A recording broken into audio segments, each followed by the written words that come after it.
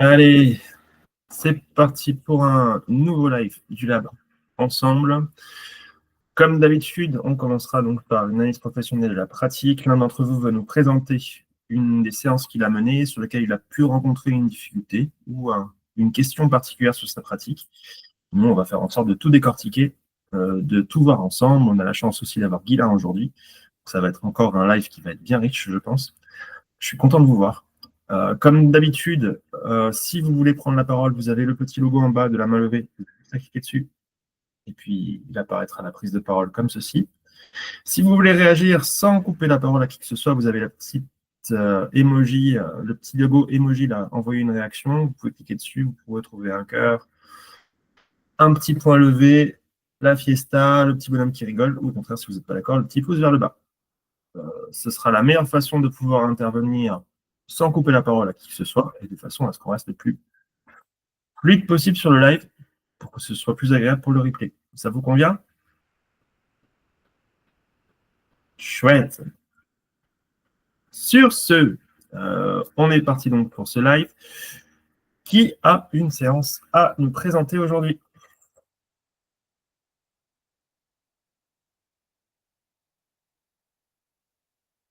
Tic-tac, tic-tac, tic-tac. Alors, personne? Enfin, si personne se présente, moi j'en ai une. Allez, bah écoute, c'est parti Cyril. Merci pour ton engagement et pour ton volontariat. C'est super cool. Et puis, bah, je te laisse présenter ta séance.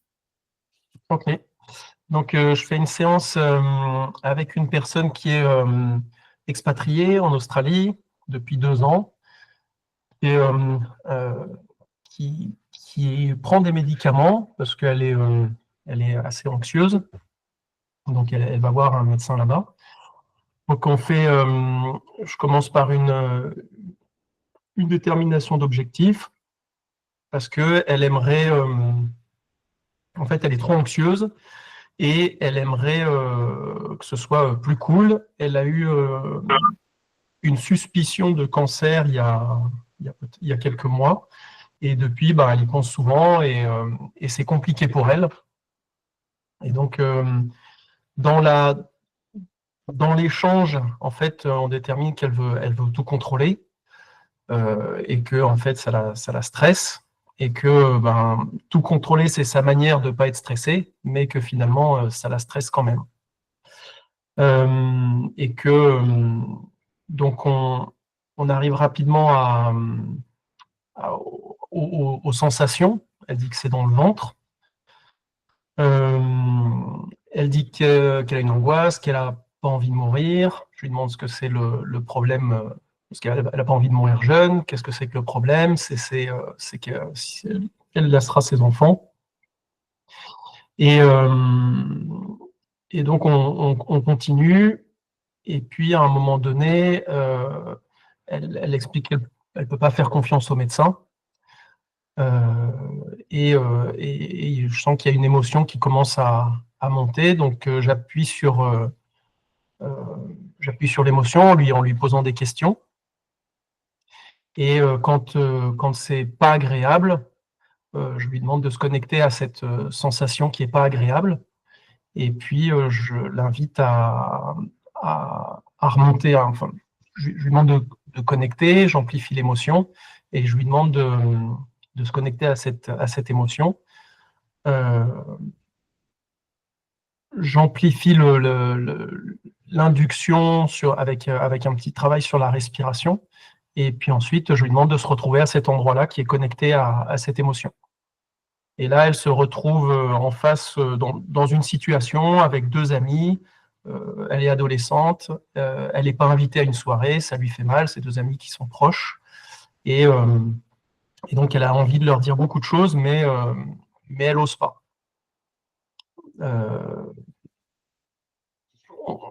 Il y a pas mal d'échanges. Elle ne leur dit toujours pas. Et puis, à un moment donné, elle commence à se juger sur sa façon de réagir. Donc, je prends un moment pour réapprofondir la transe en reprenant un travail d'induction sur la respiration. Et je lui demande de retourner à cet endroit-là. Et là, elle se retrouve à la soirée. Et je lui demande ce qu'elle veut faire. Elle dit qu'en fait, elle veut sortir, elle veut partir. Et je me dis, bon, elle est en train de s'enfuir de la situation, elle ne va pas faire face. J'hésite et je lui dis, OK, on part. Donc, elle part, elle ressort elle se retrouve dans le jardin. Et là, je lui dis, maintenant que tu es dans le jardin, qu'est-ce que tu veux faire? Elle dit, en fait, c'est pas une solution. Et du coup, elle décide d'y retourner. En fait, il y a cette phase-là où elle part, où finalement elle décide d'y retourner, mais où elle sent qu'elle n'a pas forcément les ressources pour faire face et pour dire tout ce qu'elle pense à ces personnes-là. Donc, c'est là où je lui demande de se connecter à tout ce qui s'est passé depuis, à tout ce qu'elle est maintenant et toutes ses nouvelles capacités, tout ce qu'elle a appris et à quel point elle peut avoir de l'assurance maintenant, et de reconnecter ça et de retourner et de peut-être d'échanger avec la petite fille qu'elle était pour lui redonner tout ça. Et donc ça lui permet de dire aux deux personnes ce qu'elles pensent, mais en restant dans mais toujours avec cette valeur de respecter l'autre, tout sans détruire l'autre, mais de le respecter, mais de lui dire tout ce qu'elle pense. Je lui demande si ça lui va. Ensuite, je lui propose d'aller dans le futur, 2030, 2040, 2050, je ne sais pas quand, et de se souvenir de ce qu'elle a fait, de ce qui s'est passé, de comment elle se sent par rapport à ça et comment elle se sent maintenant. Donc, et de se rappeler de ce moment-là où elle avait décidé ça et de ce que ça lui faisait. Et donc, c'est OK pour elle. Et après, et puis voilà, puis après, on se retrouve face à une autre situation. Et là, elle veut pas y aller.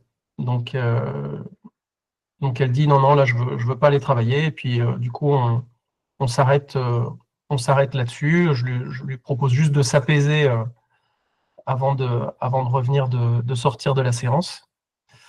Et on s'arrête là.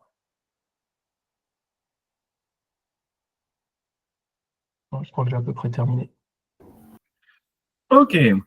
Bon, c'est pas mal du tout ça. Les autres, à travers cette séance qui a été proposée par Cyril, qu'est-ce que vous avez soulevé, qu'est-ce que vous avez remarqué dans sa gestion de la séance? Mathieu. Une ou deux fois, peut-être dans le déroulé de séance que tu nous présentes, tu parles d'approfondissement parce qu'elle ressortait de transe, elle n'était pas en transe stable. C'était difficile. Ouais, à un moment donné, comme elle portait beaucoup de jugement sur sa façon de faire, je me suis dit que pour moi, c'était un repère comme quoi elle n'était pas suffisamment en transe stable. Ouais. Ou en tous des cas, qu'il y avait besoin d'approfondir pour aller chercher moins de jugement.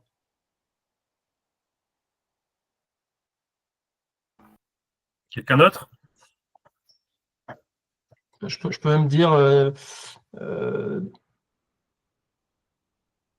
un moment donné, je lui dis, à ce moment-là, tu es juste devant, donc elle est dans la situation, elles viennent de te dire ça, et elle me dit, tu sais ce que je ferais vraiment, en fait, je ravalerais ma fierté, c'est ça que je ferais. Je vais ravaler ma fierté, et je vais quand même aller à leur fête, et là, je vais rien faire. Voilà, elle me dit ça. Donc, Et pour toi, moi, tu quand réagis elle dit comment? ça, pardon? Moi, elle dit ça, tu réagis comment, toi?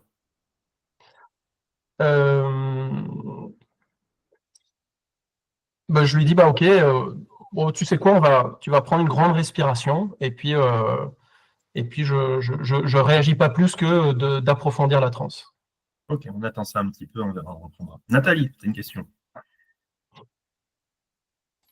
Oui, j'ai pas très bien compris un truc, j'ai dû louper un passage. au début, en fait, elle a ses amis qui sont allés à une fête et elle n'a pas été invitée, c'est ça? Ses amis, donc quand elle était ado, Oui. ses amis ont organisé une fête et elle n'était Oui. pas invitée. Voilà, c'est ça. Et en fait, en transe, elle va dans cette fête pour leur dire ce qu'elle pense, c'est ça? En transe, au début, elle dit je ne vais pas y aller. Et puis ensuite, elle dit je vais y aller pour leur dire ce que je pense. C'est-à-dire, je vais braver l'interdiction et je vais y aller pour leur dire ce que je pense. D'accord, ok. Voilà, c'est ça que je ne comprenais pas en fait comment elle se retrouvait dans cette fête. C'est elle qui a décidé, en fait, C'est elle en qui a transe, décidé d'y aller. C'est ça. d'aller à la fête pour dire à ses amis ce qu'elle pensait. D'accord, ok. Voilà. Je te remercie. Et à la fin, en fait, une fois qu'elle a dit à ses amis ce qu'elle pense, elle profite de la fête. D'accord. ok. Elle y est allée en vrai ou pas? Non, en vrai, elle n'y est pas allée. Dans la Ouais, réalité, elle n'y est pas allée, on est bien d'accord. Hein? oui, c'est Non, ça, non, c'est dans la la réalité, elle n'y précision. est pas allée. D'accord. Ouais, c'est ça que je n'avais pas compris. Et en fait, je me demandais, parce que je ne comprenais pas si c'était toi qui l'avais envoyée à la fête ou si elle y avait été seule. Et je ne comprenais pas l'intérêt, en fait, d'aller dans cette fête. Moi, je ne C'est l'ai pas envoyée à la fête. d'accord, Je lui ai ok. demandé qu'est-ce que tu veux faire. Et D'accord, elle a ok. dit je vais aller à la fête et je vais aller leur dire. Je dis ok. Alors, on va reprendre ce passage un petit peu plus tard et on verra Mm. qu'est-ce qui potentiellement aurait pu l'emmener à la fête, là, dans sa transe, alors qu'au bout du compte, oui, possiblement, elle n'a rien à y foutre. On en parlera un petit peu plus tard. Les autres, qu'est-ce que vous avez remarqué d'autre?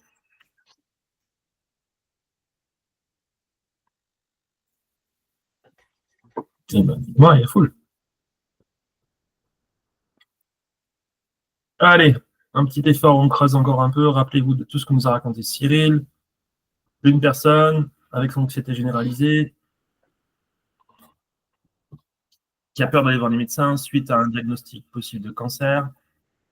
Elle va voir les médecins. Elle y va. Elle y va. Mais Elle n'y fait pas confiance. elle leur fait pas confiance. Ouais. Elle leur fait pas confiance. C'est-à-dire que à chaque fois, c'est elle qui doit demander au médecin. Enfin voilà. En Australie, c'est un peu différent le système de santé. Nathalie, t'as levé la main. Est-ce qu'on peut lier la confiance qu'elle avait perdue avec ses amis, avec le médecin, les médecins? Est-ce que vous pouvez le lier? J'aurais peur que ce soit de l'interprétation de ma part. C'est justement à ça que je veux en venir. Est-ce que vous avez les éléments pour pouvoir le lier là? Non. Non. Ok. La seule chose qu'on peut remarquer, c'est quoi? C'est qu'il y a un problème de confiance. Alors, il y a un problème de confiance. Oui, non, peut-être. Là, c'est pas le souci. C'est quoi qu'on remarque? La seule chose qui est factuelle, c'est quoi?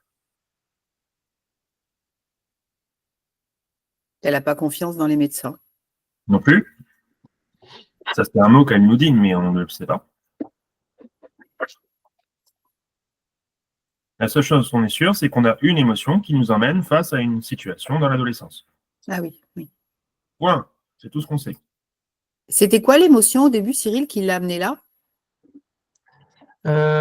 L'émotion qui l'a amenée là, c'était, je me souviens plus exactement. Elle s'est sentie seule. Elle était triste. Je suis triste, je suis vraiment triste, et puis je me dis que personne ne m'aime. Donc voilà, c'est pas agréable. Et ensuite, quand ouais, c'est ça. Ok. Les autres, aucune réflexion qui vous vient? Matt? Sur le passage où tu précisais, Cyril, où elle te dit ah, mais en fait, je vais te dire ce que je ferais vraiment. Ce que je ferais, c'est qu'en fait, je vais y aller à leur truc et je vais faire ci et ça. Ça me fait penser à quelque chose qui est plus cognitif qu'un truc très premier degré, phrase courte, complètement immersif. C'est pour ça que je reprends une induction. Alors, attention. Qui le dit? Il dit quoi? Qui dit ça? Qui a ce jugement sur elle-même? C'est le sujet. C'est le sujet où? Le sujet, il dit, tu sais ce que je ferais vraiment, je ravalerais ma fierté, c'est ça que je vais faire. Elle a la voix qui descend, je vais ravaler ma elle te dit, c'est fierté, ça et que je je vais vais quand même faire. aller Elle à te le leur dit au fête. présent. Pardon? Elle te dit, c'est ça que je vais faire. Elle te le dit au présent. Et elle te dit au moment où elle est dans la scène avec ses amis. Mais moi, ce qui me met le doute, c'est qu'elle commence par tu sais ce que je ferais vraiment. Et après, il y a ce truc au présent. Donc, Cette dernière phrase, remettez-vous dans la scène. elle me dit, c'est même pas la peine, quoi, que ça m'a fait super mal, mais qu'en fait, donc moi j'hésite. Il y a beaucoup de présent, effectivement. Il y a un tout petit peu de passé à la fin. Oui, et c'est un passé composé, m'a fait, Mm. super mal. Donc, est-ce que ce sont des temps, ça? Est-ce que c'est une temporalité qui pourrait correspondre à la réalité ou à la transe? Bah, si c'est au passé composé, c'est plutôt la réalité. Ben non. Elle Non. t'aurait dit, cette situation m'avait fait super mal. Je pense que Bah, ça vous êtes tous correspond. parfait. En cognitif? En cognitif pendant la séance? Possiblement. Là, ce que je veux dire, c'est est-ce qu'il y a un moyen de savoir exactement si oui ou non elle est en transe Mais il à faut lui travers ces mots? demander. Il faut lui demander où elle est. Alors, Ouais. Elle est-ce parle qu'il y au a un futur de moyen la soirée. Elle parle au futur de la soirée. Elle factuel? dit, je vais y aller dans la soirée. Donc, ça veut dire que la soirée est devant, pas derrière. Donc, Donc, elle est dans la transe. bah, possiblement pas. Quels sont les éléments qui vont vraiment vous permettre factuellement de pouvoir savoir si oui ou non elle est dans la transe? Elle te le dit comment, ça? Elle a les yeux fermés. Alors, ça, c'est un détail, mais elle te le dit comment au niveau émotionnel? Euh, bah, quand elle, Quand elle te le dit avec le nerf ou elle te le dit de manière posée?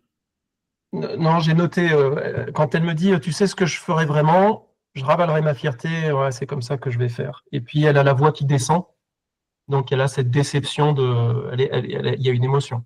Donc, l'émotion, elle est due à quoi et quel est le stimulus de cette émotion? Ou de cet état sentimental dans lequel elle se retrouve derrière? L'émotion qu'elle a, c'est quand elle dit qu'elle va rien faire et que finalement, l'émotion, ça peut être de la déception. Avant ça, qu'est-ce qui fait qu'elle va dire qu'elle va rien faire? Parce qu'elle se retrouve Bah, devant ses amis qui l'ont pas invitée et qu'elle se rend compte qu'elle n'est pas invitée. ouais. Avant ça, c'est moi qui lui parle et je lui dis, là, elles viennent de te le dire, tu es à cet endroit-là, devant la boucherie aux Chevalines, et elles viennent de te le dire. Et là, elle me répond, tu sais ce que je ferai vraiment, je ravalerai ma fierté, c'est ça que je vais faire. Voilà, d'accord. Ok. Donc, on a une émotion qui est générée par un état situationnel du schéma hypnotique, avec une réponse communicationnelle qui est basée sur cette émotion, avec des sentiments qui sont rattachés à cette émotion-là, donc au schéma hypnotique. Donc, potentiellement, elle est probablement plus en transe ou plus en cognitif. Bon, du coup, plus en transe. Oui, du coup, plus en transe. Maintenant, le problème, c'est quoi? Ah, il y a Guilain qui a retrouvé sa vidéo. Chouette.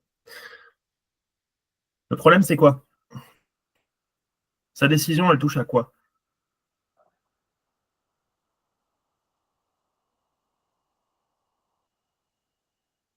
Ouais, elle touche au fait que là, tout de suite, elle ne se sent pas avec les ressources Non, de manière Eh, plus simple et plus concrète. Sa décision, là, elle va engendrer quoi? On est sur quel type de transe? Transe régressive. On est face à un élément sur une régression. qui est réaliste sur un souvenir. D'accord? Ok. Elle prend le choix de quoi? Son choix, il influence quoi? Est-ce que c'est un choix qu'elle prend par rapport à elle et à son comportement, ou est-ce que c'est un choix qu'elle prend par la modification du contexte? C'est la modification du contexte. Et oui, là, elle va dire comment je peux rattraper le coup de ce que j'ai réellement fait, et du coup, ben, elle va décider d'aller à la soirée alors qu'elle n'y est pas allée. Elle change le passé, en fait. Alors, elle change le passé. Potentiellement, qu'est-ce que vous risquez d'influencer en laissant ce choix-là? Le présent. Une modification de son souvenir, subjectif. On ne changera pas le passé, on ne peut pas le changer, c'est justement le problème. Par contre, on va venir changer l'interprétation, potentiellement, du souvenir qu'elle a pu en avoir. Bénéfices et risques.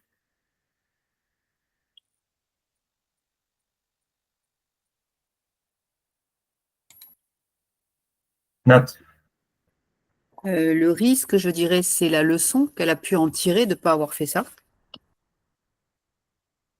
C'est-à-dire que, en fait, on change la leçon qu'elle tire de cette erreur.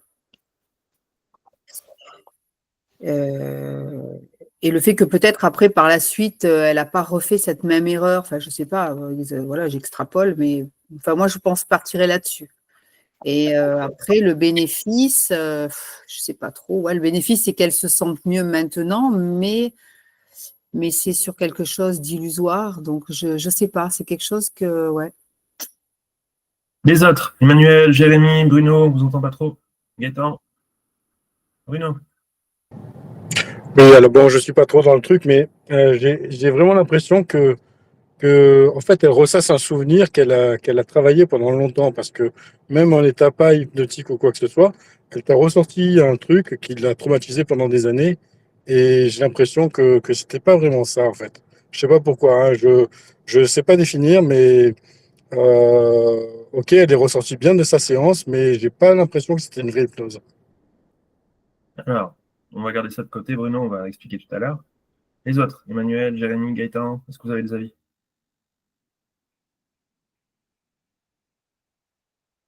Alors, branchez votre micro si vous voulez parler. Parce que s'il y en a un qui parle en vide, on ne vous entend pas et du coup, on ne le sait pas parce que vous avez vos caméras éteintes.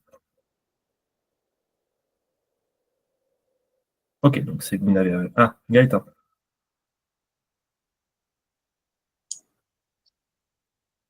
Non, mais j'ai pris en cours de route. Alors, j'ai des bribes, j'ai pas trop d'idées.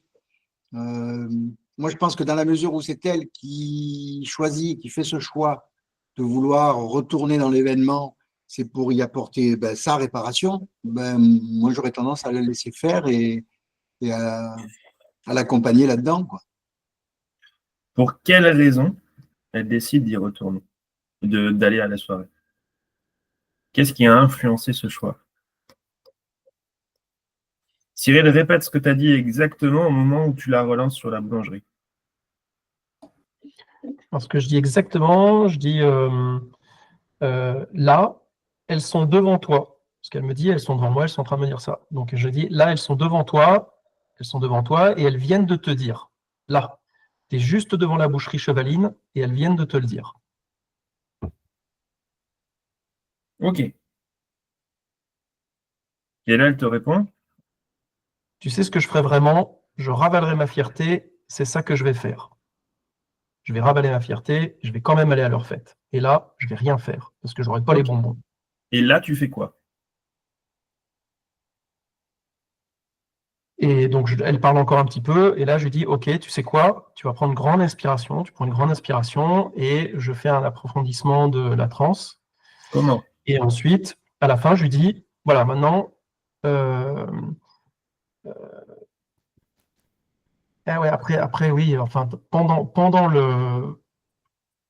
l'approfondissement, je lui propose de se rappeler de tout ce qu'elle a fait depuis en tant que Caroline. En ravalant sa fierté.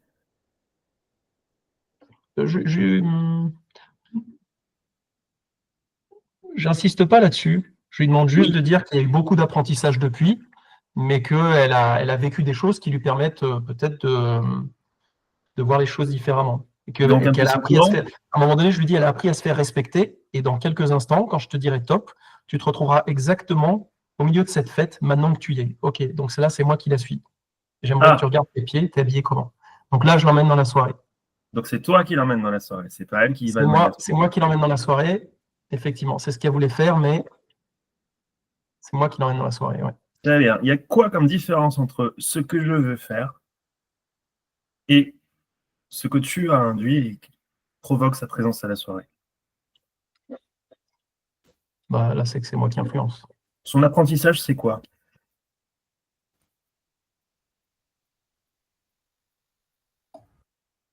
Par rapport à la première situation? Ouais, son apprentissage, c'est quoi?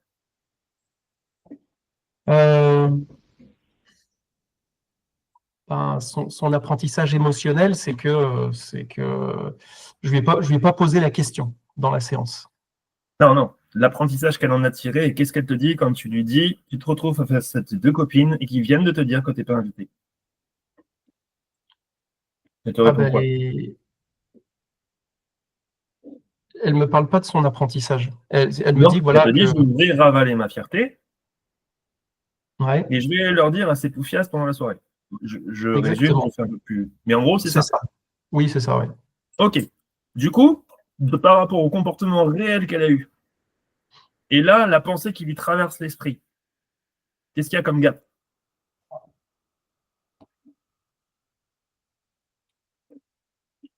La pensée réelle qu'elle a eue, c'est qu'elle n'y a pas été et qu'elle s'est écrasée et qu'elle s'est dit, bah, c'est des poufias et ça me fait mal.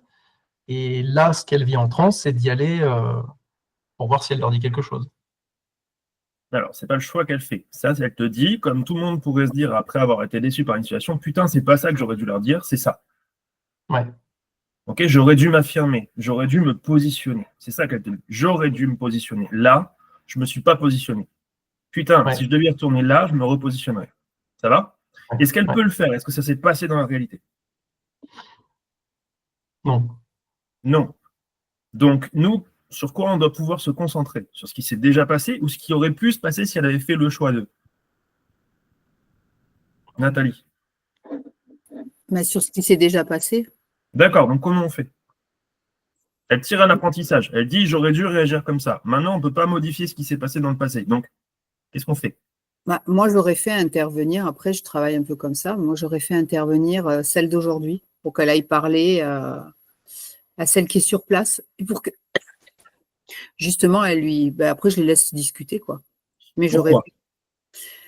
Mais parce qu'elle a quelque chose à lui dire et à récupérer justement cet apprentissage et lui expliquer, enfin, lui dire peut-être, si c'est ce qu'elle a envie de lui dire, que cet apprentissage, ça lui a servi et qu'aujourd'hui, elle est comme ça. Mais pour ne pas, justement, pour ne pas influencer, pour la laisser elle-même et la laisser voir où est-ce qu'elle va aller avec cet apprentissage qu'elle a tiré, parce que elle en a tiré un apprentissage, sinon elle n'aurait pas dit ça. Donc, bénéfice-risque. Est-ce Par que tu rapport me à... Alors, le bénéfice, c'est que je n'influence pas. Bien. Le risque,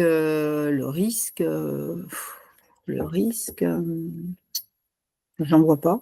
Je vois plus de bénéfices que de risques. Bah, le risque, c'est simplement que tu puisses te retrouver face à elle d'aujourd'hui qui ne réalise pas forcément le changement et qui reviennent en arrière. En gros, qui te disent bah oui, mais j'ai jamais ouvert ma gueule en fait. Donc c'est là où effectivement toute ta négo de partie entre guillemets va devenir intéressante entre celle qui aurait voulu s'affirmer mais qui l'a pas fait, qui réalise qu'elle aurait dû le faire et qui va pouvoir dire à la grande bah oh cocotte, il est temps que tu le fasses là maintenant. Oui, d'accord. Oui, mais dans ces cas-là, est-ce que toi, du coup, dans ces cas-là, tu prends un petit peu la main pour diriger ou même dans ces cas-là, tu laisses toujours se débrouiller? Non, votre rôle c'est quoi? De laisser se débrouiller. De dynamiser. D'accord, Oui, quel de que soit le dynamiser. choix, que finalement la grande se retrouve à réaliser qu'en fait elle s'est écrasée toute sa vie, qu'elle décide finalement de s'imposer et de dire que maintenant elle ne se serait plus écrasée parce que ça lui a tiré trop de situations, notamment en face à ces jeunes où elle s'est trop écrasée, où elle ne s'est jamais fait entendre, et que du coup elle n'arrive plus à avoir confiance en qui que ce soit. Tout ça, ce sont des patterns, des possibilités dans les arborescences de choix qu'elle pourrait faire qui ne vous appartiennent pas. Il peut y en avoir des milliers d'autres. Donc, vous ne pouvez pas choisir pour elle. Par contre, vous pouvez dynamiser, c'est-à-dire l'emmener à pouvoir effectivement se positionner, donc elle vous répond exactement ce que je viens de dire, et que derrière, vous allez pouvoir tester. Ça, la partie test, on en reparlera tout à l'heure. On va le mettre de côté pour l'instant. D'accord? Déjà, est-ce que vous comprenez la différence entre je traite sur le contexte et je traite sur les éléments qui vont construire la carte d'identité, la construction identitaire de mon sujet, l'empreinte identitaire de mon sujet. Là, si on veut travailler sur l'empreinte identitaire, c'est quand même notre taf, on travaille sur le positionnement identitaire du sujet. Logiquement, on se positionne sur quoi? Est-ce qu'on se positionne sur le contexte et sur changer le contexte? Non. Bah non, on va se baser sur ce qu'apporte le sujet et qu'il aurait mieux exprimé et qu'il a réprimé. Là, ce qu'il a réprimé, justement, c'est bah, j'aurais dû m'imposer et je ne l'ai pas fait. C'est ça qui l'a fait souffrir, puisque c'est ça qui sort sur l'émotion, avec une émotion qui est grandissante. Ça va? Ok, maintenant la question est bah, comment je fais? Maintenant qu'on a identifié le comportement réprimé qu'elle aurait voulu prendre par rapport à cette situation émotionnelle et les schémas qu'elle a enregistrés par rapport à cet élément réprimé, comment je peux créer un élément dynamique qui va lui permettre potentiellement de le changer? Si je me base sur le contexte en créant quelque chose de nouveau dans le contexte et que ça ne s'est pas passé, deux risques. Soit j'induis un faux souvenir, et du coup, dans sa tête, pour pouvoir justifier son changement de positionnement identitaire, elle va intégrer que ce souvenir est vrai. On l'a vu avec les exemples de Bernheim, dans tous les travaux qu'il a fait, comment induire un faux souvenir. On l'a vu aussi un petit peu chez Erickson. Bah, du coup, on n'est pas super propre en termes de libre arbitre et en termes de conditionnement.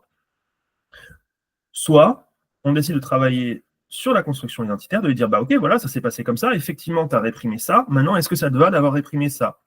Bah non, concrètement, si je décide que j'aurais voulu faire autre chose et que j'ai eu besoin de le réprimer, c'est que je suis pas d'accord. Ok. Donc, maintenant, qu'est-ce que tu as envie de te dire, toi, au toi d'aujourd'hui, quand tu te retrouves là dans cette situation, à souffrir d'avoir réprimé ce que tu aurais voulu dire? Bah, j'ai envie de lui dire de plus jamais le faire et justement de s'imposer un petit peu. Toujours dans le respect des autres, mais de s'imposer. Ok, ça marche, ben dis-lui. Impose-toi. Ok. Et toi, celui d'aujourd'hui, là, quand tu entends ça, ça te fait quoi? Bah, ça me fait rien parce qu'en fait, j'ai déjà réalisé qu'il fallait que je m'impose. D'accord. Ok. Et l'autre, quand elle t'entend dire ça, elle te répond quoi? Bah, tu l'as peut-être réalisé, mais que tu le fais jamais. Ah. Et du fait d'entendre que tu le fais jamais, comment ça se passe? Alors, tout ça, toute la suite, c'est inventé, c'est un exemple de ce qui pourrait se passer. Il pourrait se passer des milliers d'autres choses. Mais en gros, vous comprenez que là, l'élément stimulant, du coup, est-ce que c'est le contexte? Ah non. Non. D'accord. Le seul élément de contexte sur lequel on se base, c'est l'élément subjectif qu'elle a interprété de son propre souvenir et qui est déjà réel pour elle. Mais on ne vient pas l'entraver, on ne vient pas risquer de le moduler. On ne vient pas risquer de modifier son élément de souvenir. Ça va? Est-ce que ça vous paraît mieux?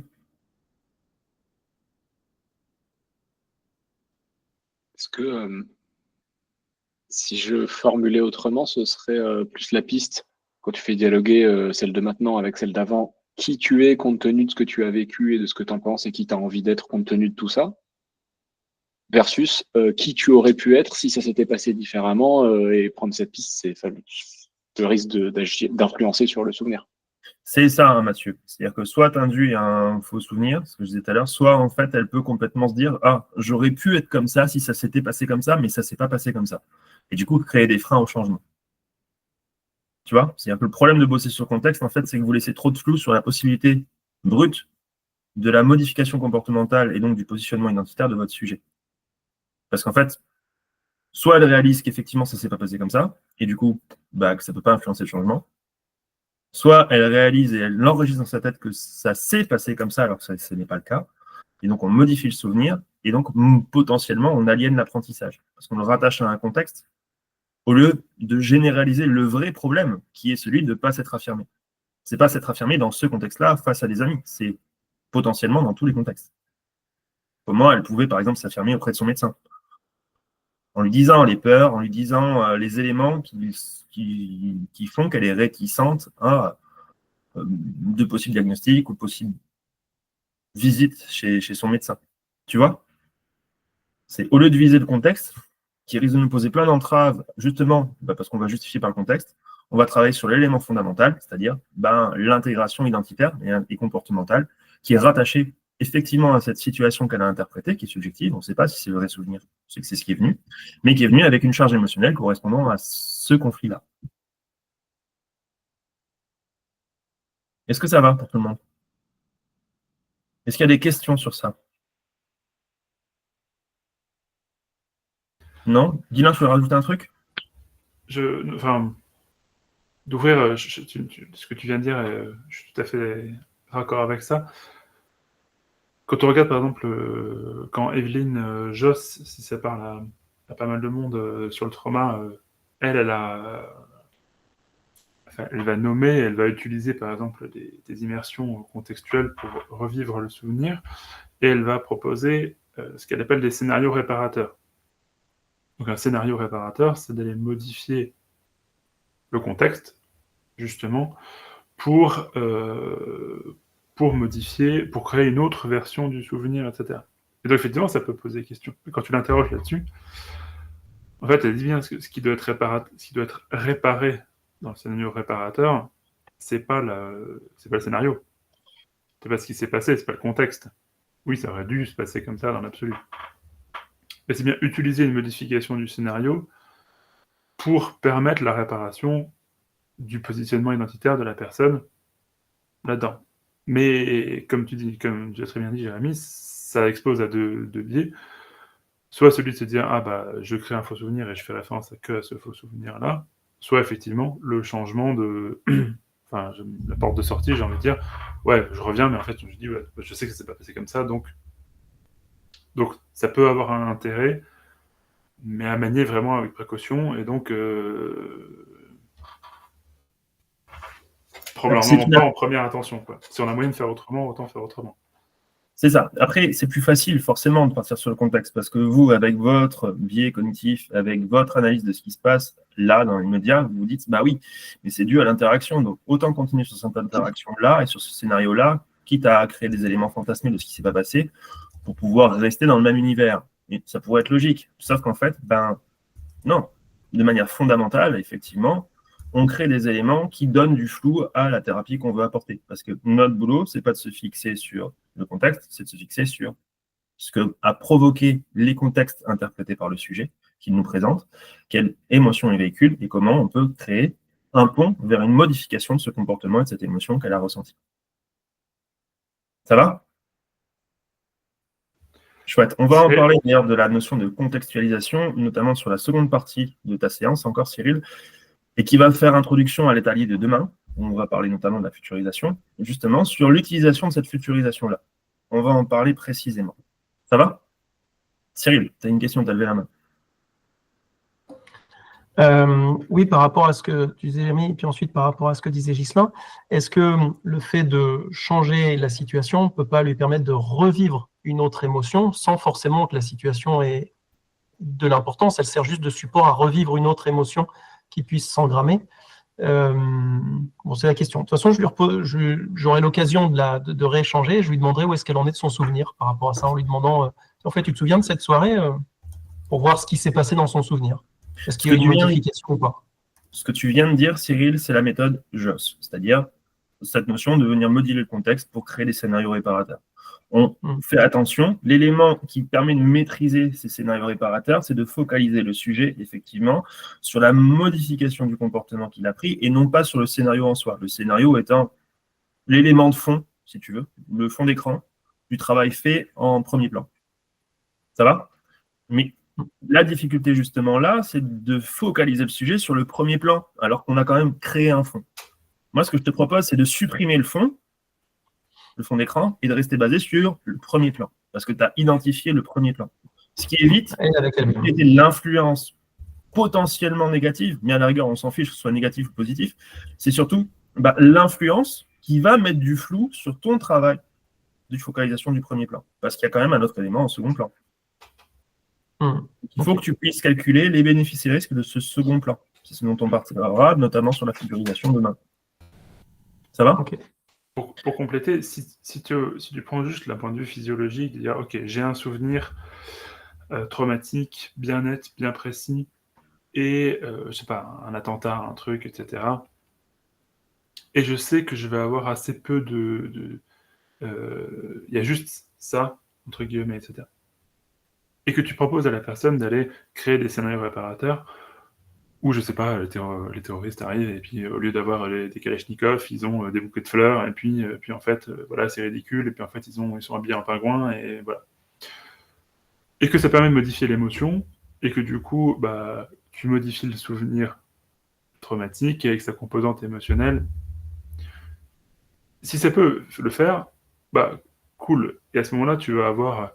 Puisque le souvenir est relativement bien circonscrit, qu'il est facilement documentable, tu diminues le risque d'avoir attends, ça s'est vraiment passé comme ça. Non, on sait bien que ça s'est pas passé comme ça.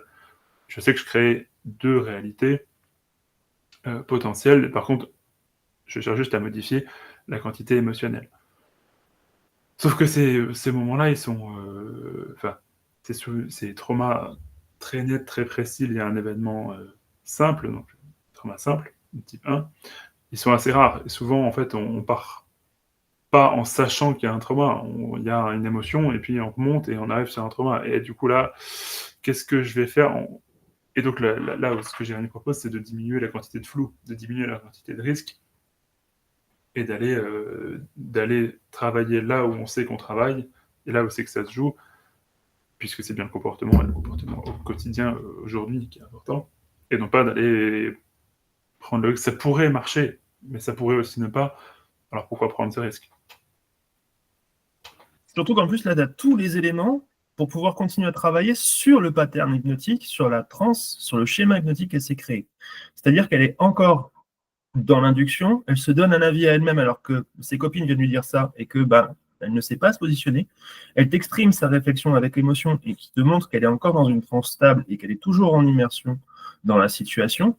Tu as tout ce qu'il faut pour continuer à bosser. Donc, pourquoi changer? Pourquoi bouger? Là, concrètement, on est dans une phase de travail, elle est saine.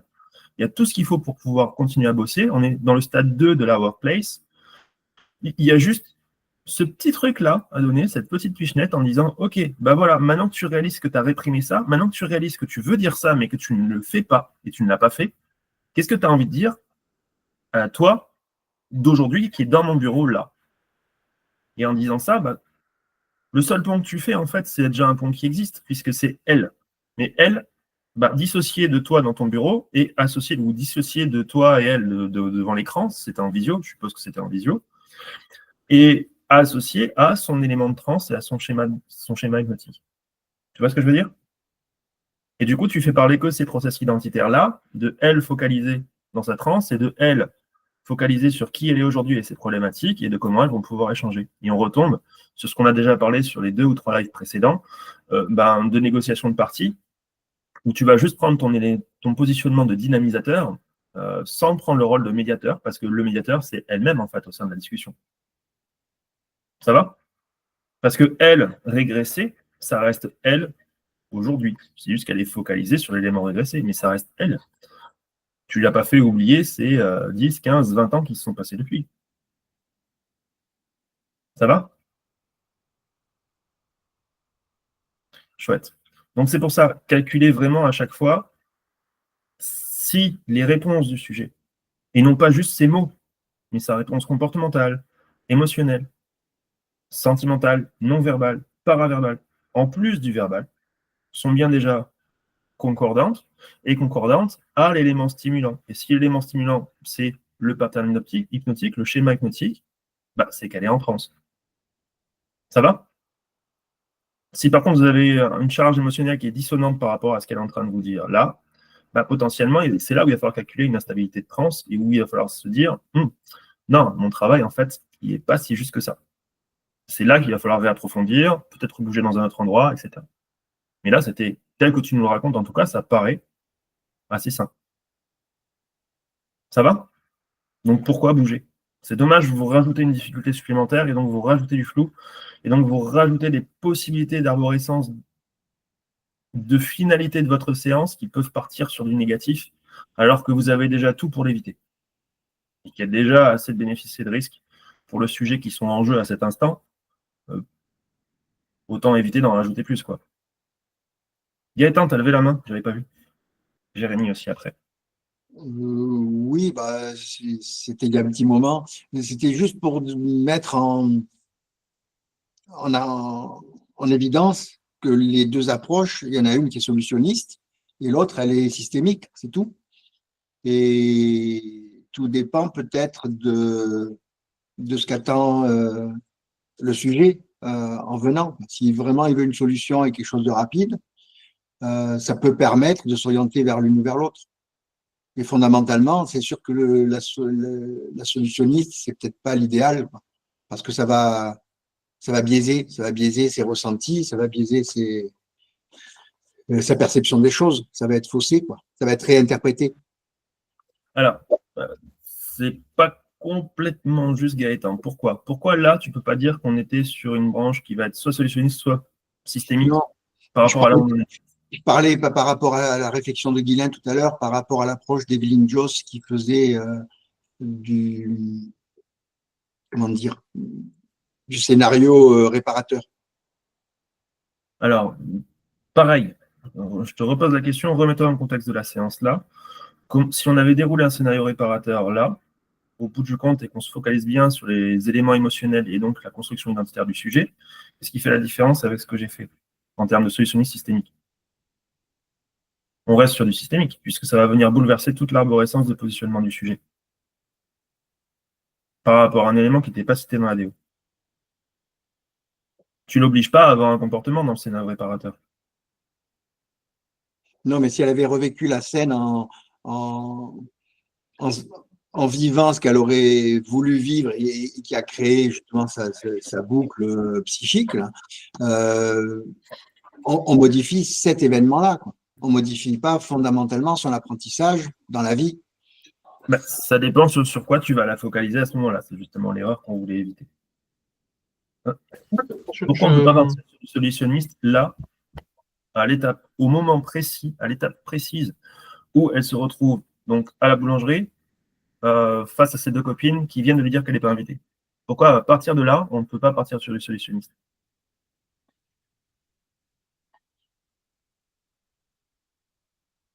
Parce que c'est réinterpréter l'histoire, l'événement.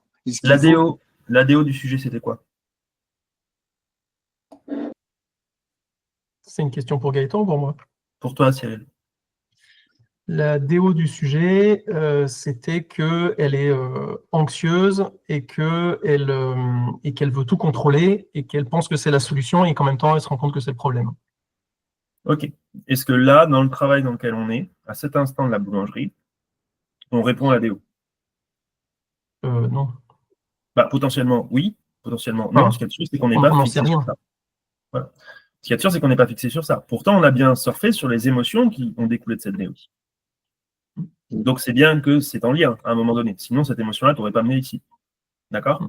Donc, si on ne sait pas qu'on va pouvoir travailler directement sur l'anxiété, mais que par contre, cette DO-là, cognitive, nous a emmené à une charge émotionnelle qui nous a emmené dans ce schéma hypnotique.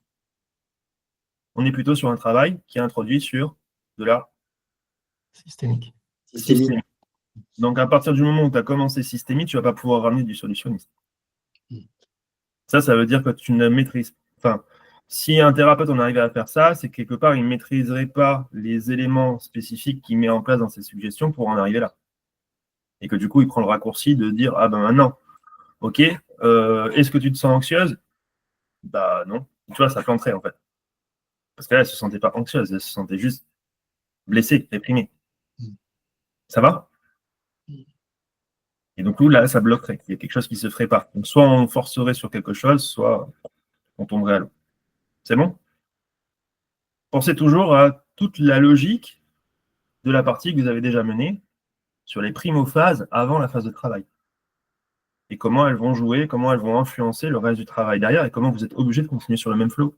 Le choix systémique solutionniste, il a déjà été fait avant. Quand on est parti sur une charge émotionnelle qui nous a emmené sur un truc qu'on ne maîtrisait pas parce qu'on a choisi de privilégier l'émotion plutôt que la définition d'objectif, on sait déjà qu'on a choisi de partir en systémique et il va falloir l'assumer jusqu'au bout. Ça va? Matt? Là où, techniquement, je ne dis pas que c'est optimal, tu peux, sur une demande entrante, avoir une première approche solutionniste et si ça bloque, se rendre compte que c'est là, il faut aller dans de la systémie potentiellement. Là où si tu démarres sur de la systémie, bon bah tu pars là-dessus, tu peux plus difficilement ramener à un truc solutionniste. Alors, ce que j'avais proposé un jour sur une brève de séance que je vous ai partagée, je crois qu'elle est sur le lab dans les différentes brèves partagées, dans les guides, vous la retrouvez dans les guides, c'est que tu peux intégrer des approches solutionnistes à l'intérieur de ta systémie pour pouvoir moduler une charge émotionnelle trop forte qui va te permettre de pouvoir continuer ta systémie. C'est-à-dire que ça devient un élément stratégique de ton travail systémique, au sein de la même transe, c'est-à-dire sans changer. Mais ça ne devient pas ta finalité de travail. C'est juste un outil, quoi. C'est juste un outil qui va te permettre de pouvoir réguler les charges émotionnelles qui vont être connues en transe pour continuer sur ta systémie. En faisant attention, là on est à un niveau quand même bien élevé en termes de maîtrise, c'est que ta solutionniste ne vienne pas entraver et aliéner la charge émotionnelle au point que ça devienne trop facile de trouver une solution. Du coup, la solution que trouverait le sujet à sa systémie, la décision qu'il va prendre par rapport à cette systémie-là, serait aliénée parce que la charge émotionnelle ne serait plus assez suffisante pour faire le bon choix. Tu vois ce que je veux dire? C'est-à-dire qu'en fait, tu changes les données. En changeant les données et l'équation, tu changes le résultat. Tu lui as trop adouci le truc et finalement, il sort avec une solution qui n'aurait pas été celle qui aurait spontanément sorti dans cette systémie. Donc, dans la stratégie d'une systémie où on va utiliser un outil solutionniste, l'objectif, c'est juste de pouvoir éviter que le bouchon pète trop fort sans l'empêcher qu'il pète. Oui, d'éviter de l'emmener dans une abréaction full blast qui empêche le travail, des trucs comme ça. Voilà, ou une résistance forte qui serait due à l'émotion qui vient bloquer les choses, et où tu as juste à descendre légèrement la charge émotionnelle pour que derrière, ton sujet, il ait juste à se repositionner de manière proactive dans le choix qu'il va faire. L'exemple type de la barrière, en pleine transe, en plein travail, tu es en phase 2 de ta construction de la structure dans la workplace. Donc, elle fait face justement au moment où elle va créer la modification de positionnement comportemental et cognitif. Et puis, tout d'un coup, elle te dit, je sais pas quoi faire, je sais pas quoi dire, je sais pas. C'est ce fameux je sais pas qui arrive là et qui te bloque complètement et que tu as beau tourner dans tous les sens que tu trouves jamais. Ce type de résistance-là, s'il est chargé à une modification du comportement et une charge émotionnelle importante, juste en diminuant légèrement cette charge émotionnelle, très légèrement, tu peux déjà rendre le sujet déjà beaucoup plus proactif. Parce qu'en fait, ce qui le bloque, c'est non pas le fait de faire un choix, ce qui le bloque, c'est la charge d'émotion qui a été provoquée par l'élément d'immersion initiale. Tu vois la différence? Oui, et qui lui bouffe de la bande passante, ce qui fait que du coup, il n'y a plus de solution qui peut émerger. Exactement. Si par contre, il te dit je sais pas, à ayant une baisse de charge émotionnelle, c'est-à-dire que tu le vois retourner dans un état, j'allais dire plus calme, mais ce ne serait pas le mot, mais moins engagé, moins focalisé, là, on ferait plutôt face à une résistance dans la même étape. Mais du coup, là, tu sais qu'il va falloir contourner différemment, trouver d'autres structures, et qu'on n'est peut-être pas face au problème, là, qu'on est plutôt face à un avatar qui ne mérite pas de faire un choix ou un changement sur cet instant précis. Donc là, tu sais qu'il faudra redynamiser toute ta transe et repartir sur un autre schéma de travail. Ça va? Mais là, on a un niveau beaucoup plus élevé. Hein. Tout ce que je viens de dire là, en termes de construction stratégique, c'est déjà beaucoup plus complexe. Et à mettre en place et à tenir et à définir les facteurs qui nous permettent de le faire. Et juste si ça ne fait pas dérailler la visio ou l'objet de l'analyse de séance, le fait de bosser, admettons qu'on ne parte pas sur du systémique, mais qu'on parte sur du solutionniste de base, les avantages, inconvénients de ça? De quoi? De partir solutionniste dès le départ? Oh oui, partir solutionniste dès le départ. Dans le départ, il y a des raisons de faire ça plutôt que du systémique. À part si on maîtrise mal le systémique, voilà, si c'est les limites du praticien. On en a énormément parlé dans l'atelier sur la douleur. La notion de faire solutionniste plutôt que systémique. Oui, c'est parce que ça me dit quelque chose, c'est quelque part, je pense que j'irai le re-regarder. Ouais, retourne le voir, parce qu'on en a beaucoup parlé là-bas, et si on en parle ici, on est parti pour 1 heure de plus. C'était ma crainte. Ouais. Ça va?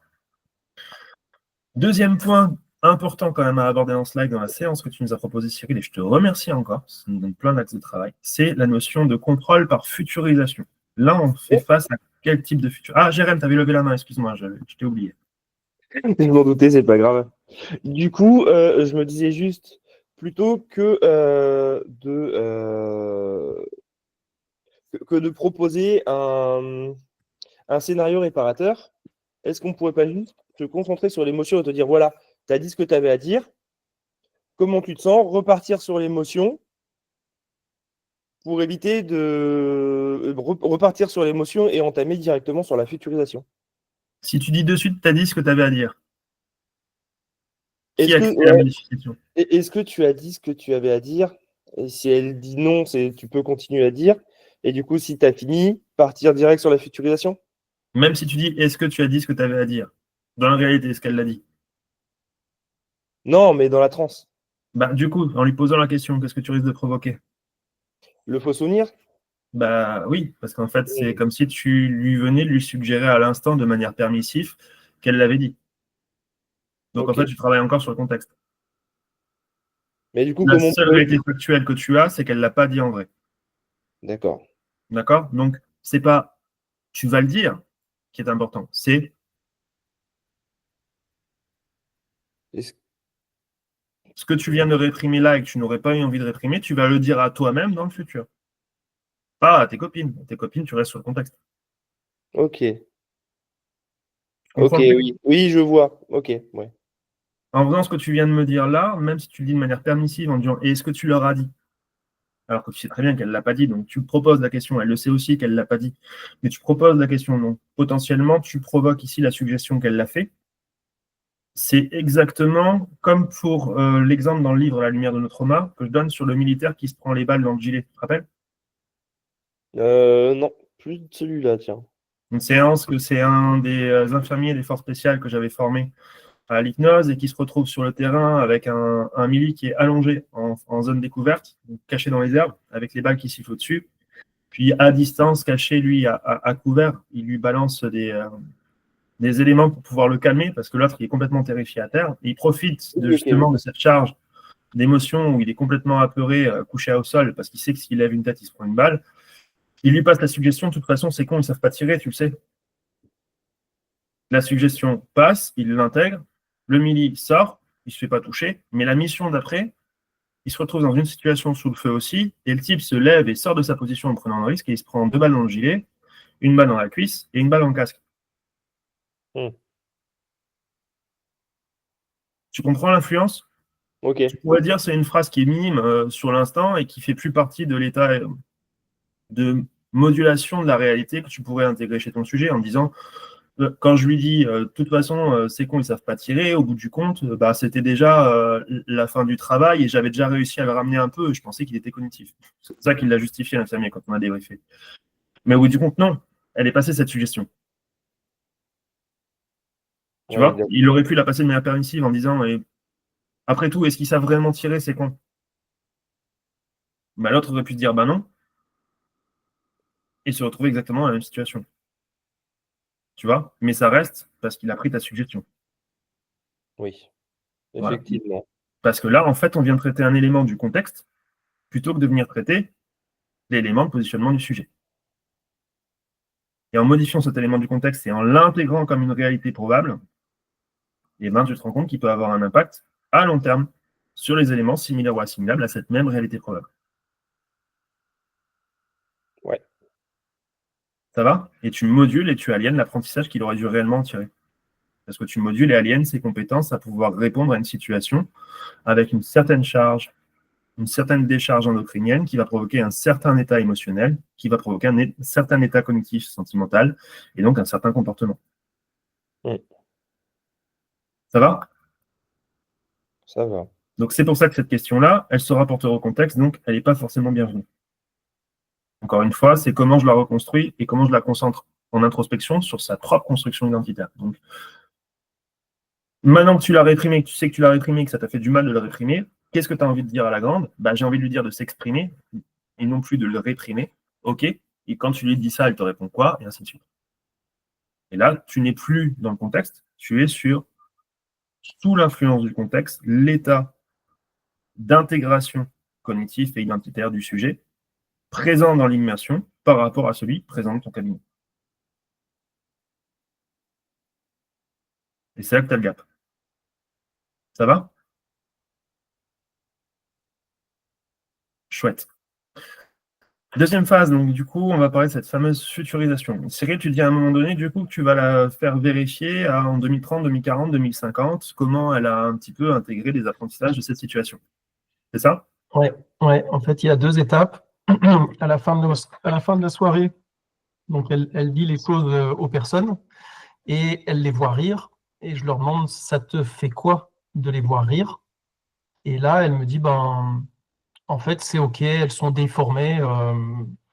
Et finalement, ce qu'elles me disent, ça ne m'atteint pas. C'est comme si j'étais dans une bulle.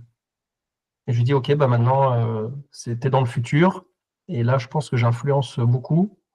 Donc, je lui demande où est-ce qu'elle est. Et elle me donne son âge. Je lui demande comment elle se sent. Je lui demande de se rappeler à un moment donné ce qui s'est passé dans cette soirée. Et là, elle me dit qu'elle est contente d'avoir eu. Je sais pas, 110. Elle me dit pas l'âge. Elle me dit pas l'âge spécifiquement. C'est moi qui lui dis, je ne sais pas quel âge tu vas avoir, si ça va être 50, 60, 70 ou 80. Et donc, je lui dis, tu te souviens, il y a un jour, il y avait cette soirée, et tu as été à cette soirée, et là, je leur dis, tu leur as dit les 4 vérités. Donc, clairement, je la garde dans ce souvenir qu'elle a eu, ou qu'elle a réinterprété. Et je lui demande de ce que ça lui fait de se rappeler de ça. Mais je ne lui demande pas comment elle c'est comment elle se sent. Donc elle me dit, je suis content d'avoir eu le courage de leur dire que j'ai bien fait, parce que moi, ça m'a fait sentir mieux, plus mature, et pas comme une enfant qu'on rejette, mais plutôt comme quelqu'un qui dit les choses et je me sens bien. Ok, elle est où quand tu lui dis qu'elle se retrouve futurisée à 60, 70, 80 ans? Elle est dans l'herbe, avec des Méphisto, des vieilles chaussures de mamie. Elle a une jupe et elle est habillée avec le tailleur de sa grand-mère, bleu ciel et Elle est, laine, avec des bijoux. elle est Mais je ne seule? sais pas où elle est. Elle est dans la maison de ses parents en France. Ok. Bon, J'ai pas plus d'infos. elle est seule. Je T'as pas eu plus ne lui ai d'infos pas que ça? posé la question. Non, je ne lui ai pas posé plus de questions. Je sais Ok. qu'elle est habillée en grand-mère, qu'elle a que tous les éléments qu'elle me décrit font qu'elle est grand-mère. Ok. Bénéfices et risques de ce type de futurisation. Eh ben, le bénéfice, c'est de savoir si ça a eu un impact. Je ne sais pas si c'est ajusté le fait que moi, je lui dise, quand tu te souviens de ce souvenir que tu as modifié. Là, c'est peut-être pas adéquat. Mais je vois pas le Alors, cette suggestion-là, elle le découle risque. directement de ce qu'on a fait en première partie de travail. Donc, Ouais. Le risque, c'est que c'est situationnel. Je lui pose par rapport à cette situation et que peut-être que ça réduit l'impact de la séance. Non, le risque, c'est quoi? Les autres, réfléchissez. On vient de futuriser jusqu'à ce que le sujet ait 70, 80 ans. Enfin, dans un futur absolu bien plus loin que la réalité. Mm. Le risque immédiat, c'est quoi? Qu'est-ce que vous suggérez par là?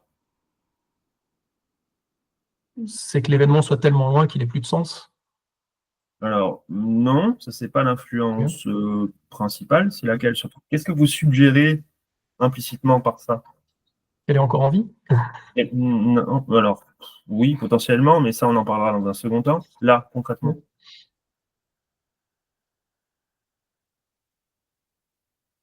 Qu'elle le réalise quand? Ah, qu'elle le réalise tard.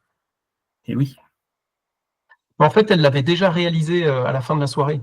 Je vais juste vérifier que ça tient plus loin, mais déjà à la fin de la soirée, elle a déjà réalisé, elle a déjà dit, elle a déjà sa grande elle-même, parce que quand elle dit ça à ses deux filles, les filles rigolent, mais il y a sa grande elle-même qui vient à côté, qui dit, tu sais quoi, c'est OK, tu as eu raison de leur dire ça, et c'est pas grave, elles apprendront plus tard, laisse-leur le temps. Oui, mais potentiellement, en suggérant un futur qui n'existe pas Aussi encore, loin. tu fais quoi?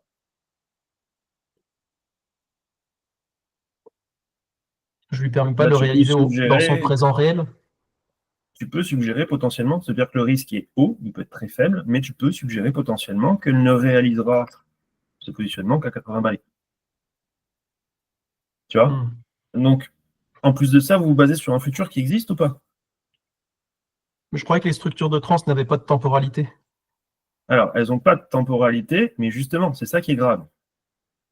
Si tu justifies d'un futur qui n'existe pas et que tu l'intègres à une temporalité qui est existante, qu'est-ce que tu crées?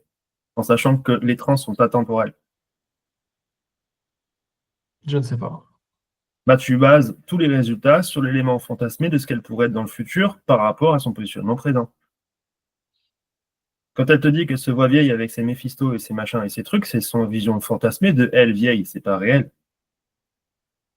Oui, c'est vrai, mais l'émotion qu'elle ressent, elle est dans tous les états. Elle est dans son état présent, Oui. passé, futur.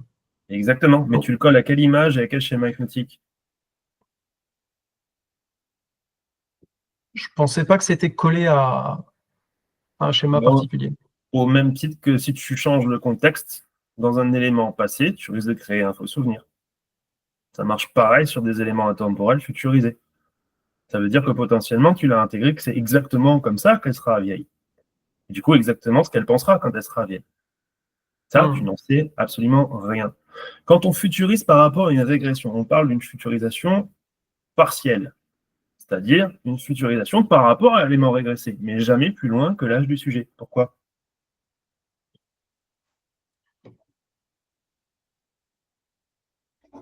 Bah déjà, pour éviter la potentielle suggestion implicite que le changement se passe dans un futur qui n'existe pas encore, dans la réalité, avec la temporalité que dans un élément atemporel d'une transe, bah, le changement se passe quand même maintenant, mais ça, on ne le sait pas. C'est-à-dire vous rajoutez du flou. Alors que si on se base sur une futurisation partielle, c'est-à-dire une futurisation de l'élément régressé sans dépasser l'âge du sujet, qu'est-ce qu'on fait?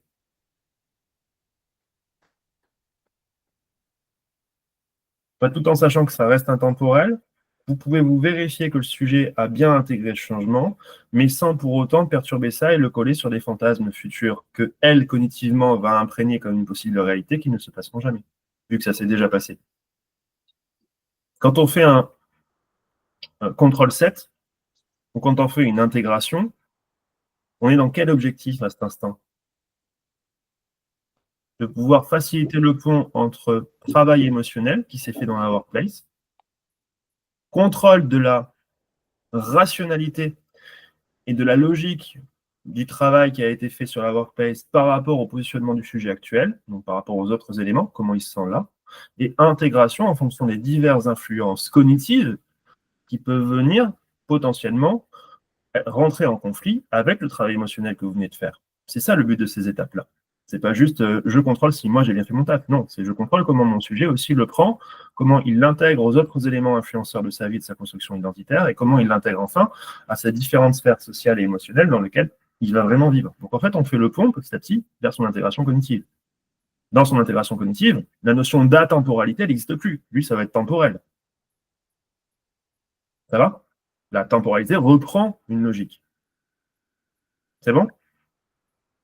Du coup, dans votre travail du CTRL-7 et votre travail d'intégration, l'objectif, c'est de faciliter ça. En prenant votre élément régressif, que vous avez fixé dans un certain temps, même si le sujet a toujours la capacité présente de pouvoir interpréter son élément tel qu'il ne l'a pas vécu à l'époque, mais tel qu'il le voit aujourd'hui, et donc pouvoir tirer des apprentissages. C'est le but de la temporalité. Le but là, c'est que ça reste stable et qu'il puisse l'intégrer dans une certaine temporalité des choses en se disant, OK, ça, c'est le positionnement que j'ai eu avant dans mon souvenir d'avant et que j'aurais pu avoir. Je décide aujourd'hui que quand une situation qui se représente, qui est similaire ou assimilaire à celle que j'ai vécue avant et où j'ai regretté mon positionnement et que je ne veux plus vivre, je décide aujourd'hui que mon changement, ça va être justement de ne plus laisser faire ces choses-là. Ça va? Donc, c'est positionner quelque chose de passé, où on remet le souvenir dans le passé de manière cognitive, où on sait qu'on n'a pas agi comme ça de manière cognitive, on n'a pas modifié le souvenir. Je sais que j'ai pas agi comme j'aurais aimé. Par contre, j'en ai tiré des leçons et aujourd'hui, je ne veux plus me comporter comme ça. C'est fini. Je viens d'en tirer un apprentissage. Jusqu'à maintenant, j'en ai été victime. Maintenant, je ne le subirai plus. Je deviens proactif sur ce changement-là. Ça va? Ça, c'est ce qu'on essaie de faire quand on travaille en France. D'emmener le sujet à ça. Pas de modifier son souvenir.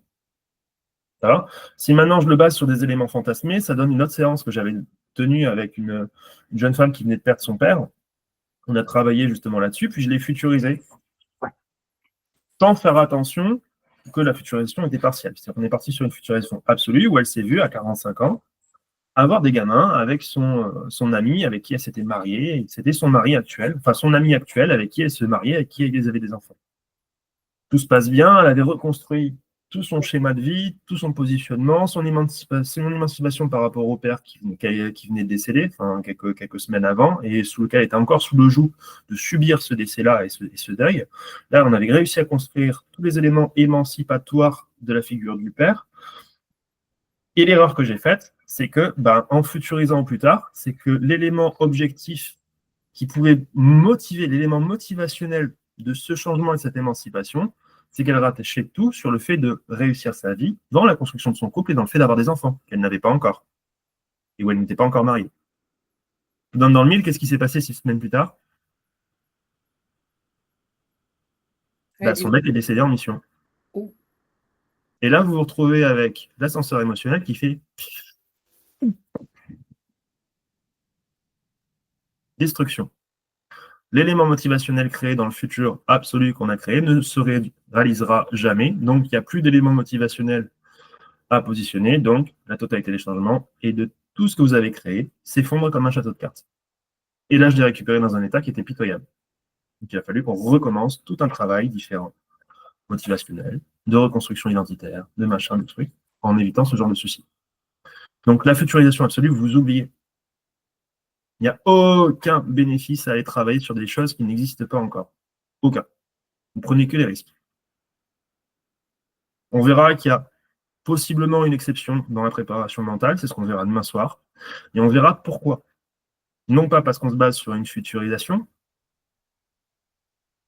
absolue, mais bien sur des éléments de contexte qui peuvent être futurisés, qui sont génériques, qui ne sont pas rattachés à un moment précis qu'on peut anticiper, mais bien à des éléments génériques qu'on peut retrouver à la fois dans les éléments passés du sujet et dans les éléments futurs. Ce qui empêche l'imprégnation de futurisation et de réussite dans le futur. Ça va? Mais ça, on en parlera demain. Est-ce que ça va, ça? Bien. Est-ce que vous avez des questions sur tout ce qu'on a vu là jusqu'à maintenant? Mathieu?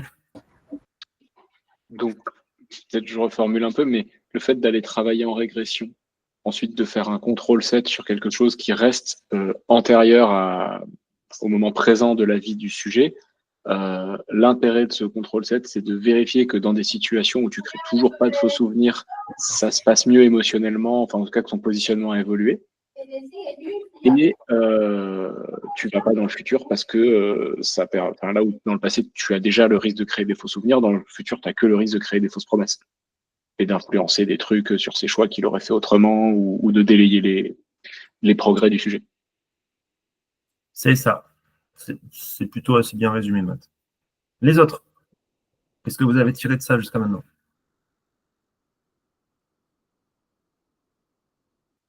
Gaëtan, Jérémy, Emmanuel, Bruno. Il y a Nathalie qui avait levé la main, tiens. Nat? Mais je dirais qu'il faut vraiment qu'on prenne beaucoup de précautions quand on travaille sur des événements et sur ce qu'on veut nous et sur ce que veut la personne.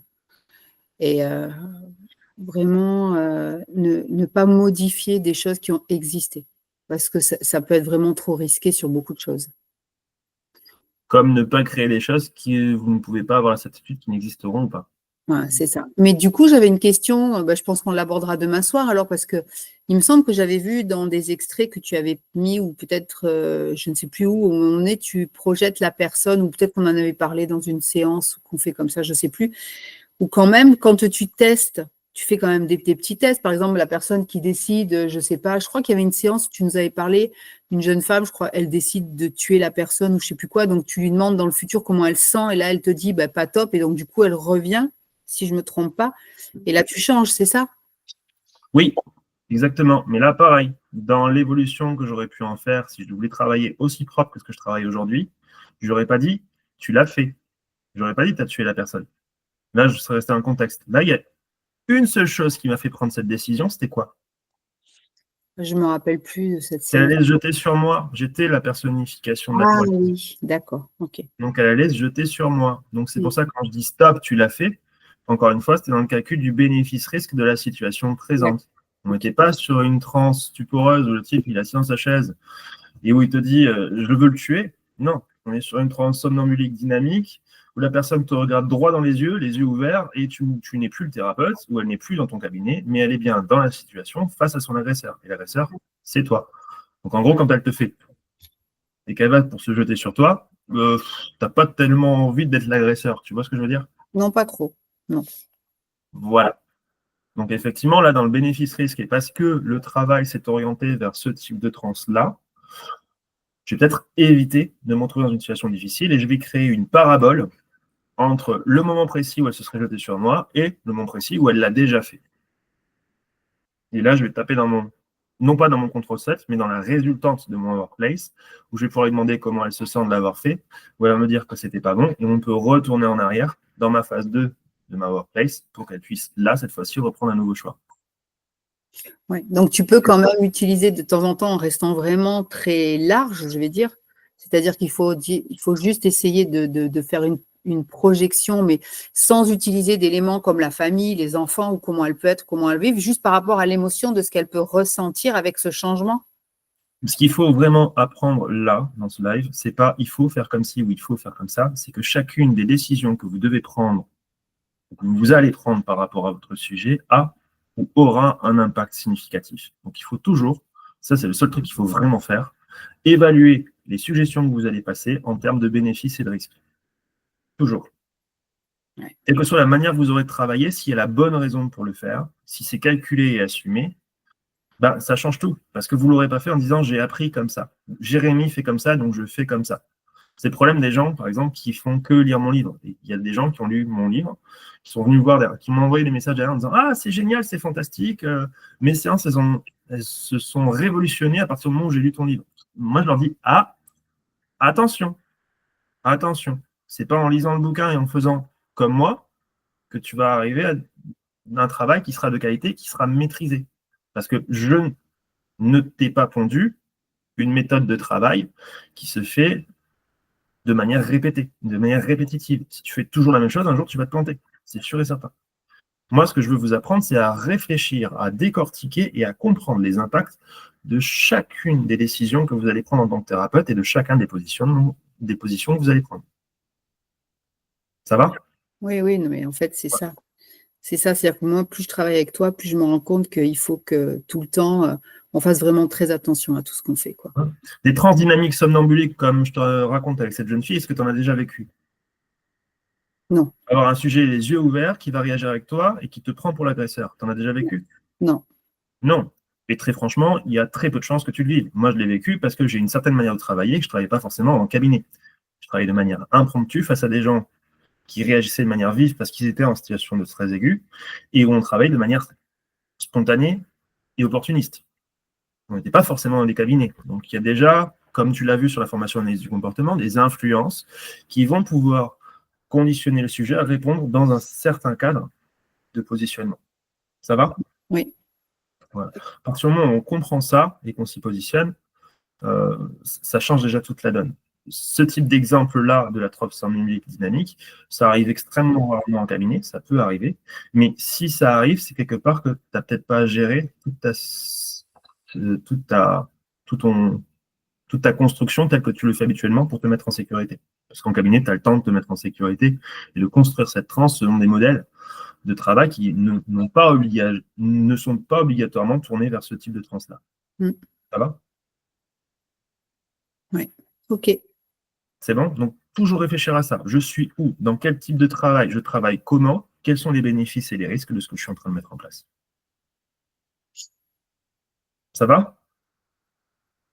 Je vais Jérém, t'as levé la main. Oui. En fait, du coup, c'est une prise de conscience du contexte de la séance du cabinet, le fait qu'on soit en séance en cabinet, du contexte par rapport au sujet et justement de ton calcul bénéfice-risque, et de toutes les conséquences que peuvent avoir les impacts sur ce contexte ou sur les émotions qu'on va impacter. Et du coup, à terme, sur les leviers de changement et sur l'état du sujet. Sur le positionnement de ton sujet dans sa propre vie et dans sa propre construction identitaire. Ça va? Est-ce qu'il y a des questions là-dessus?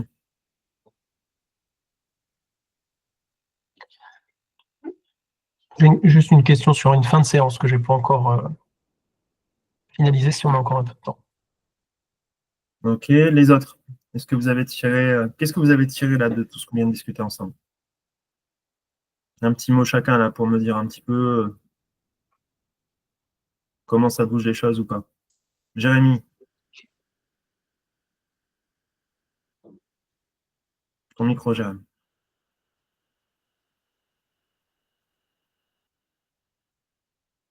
Nathan, en attendant.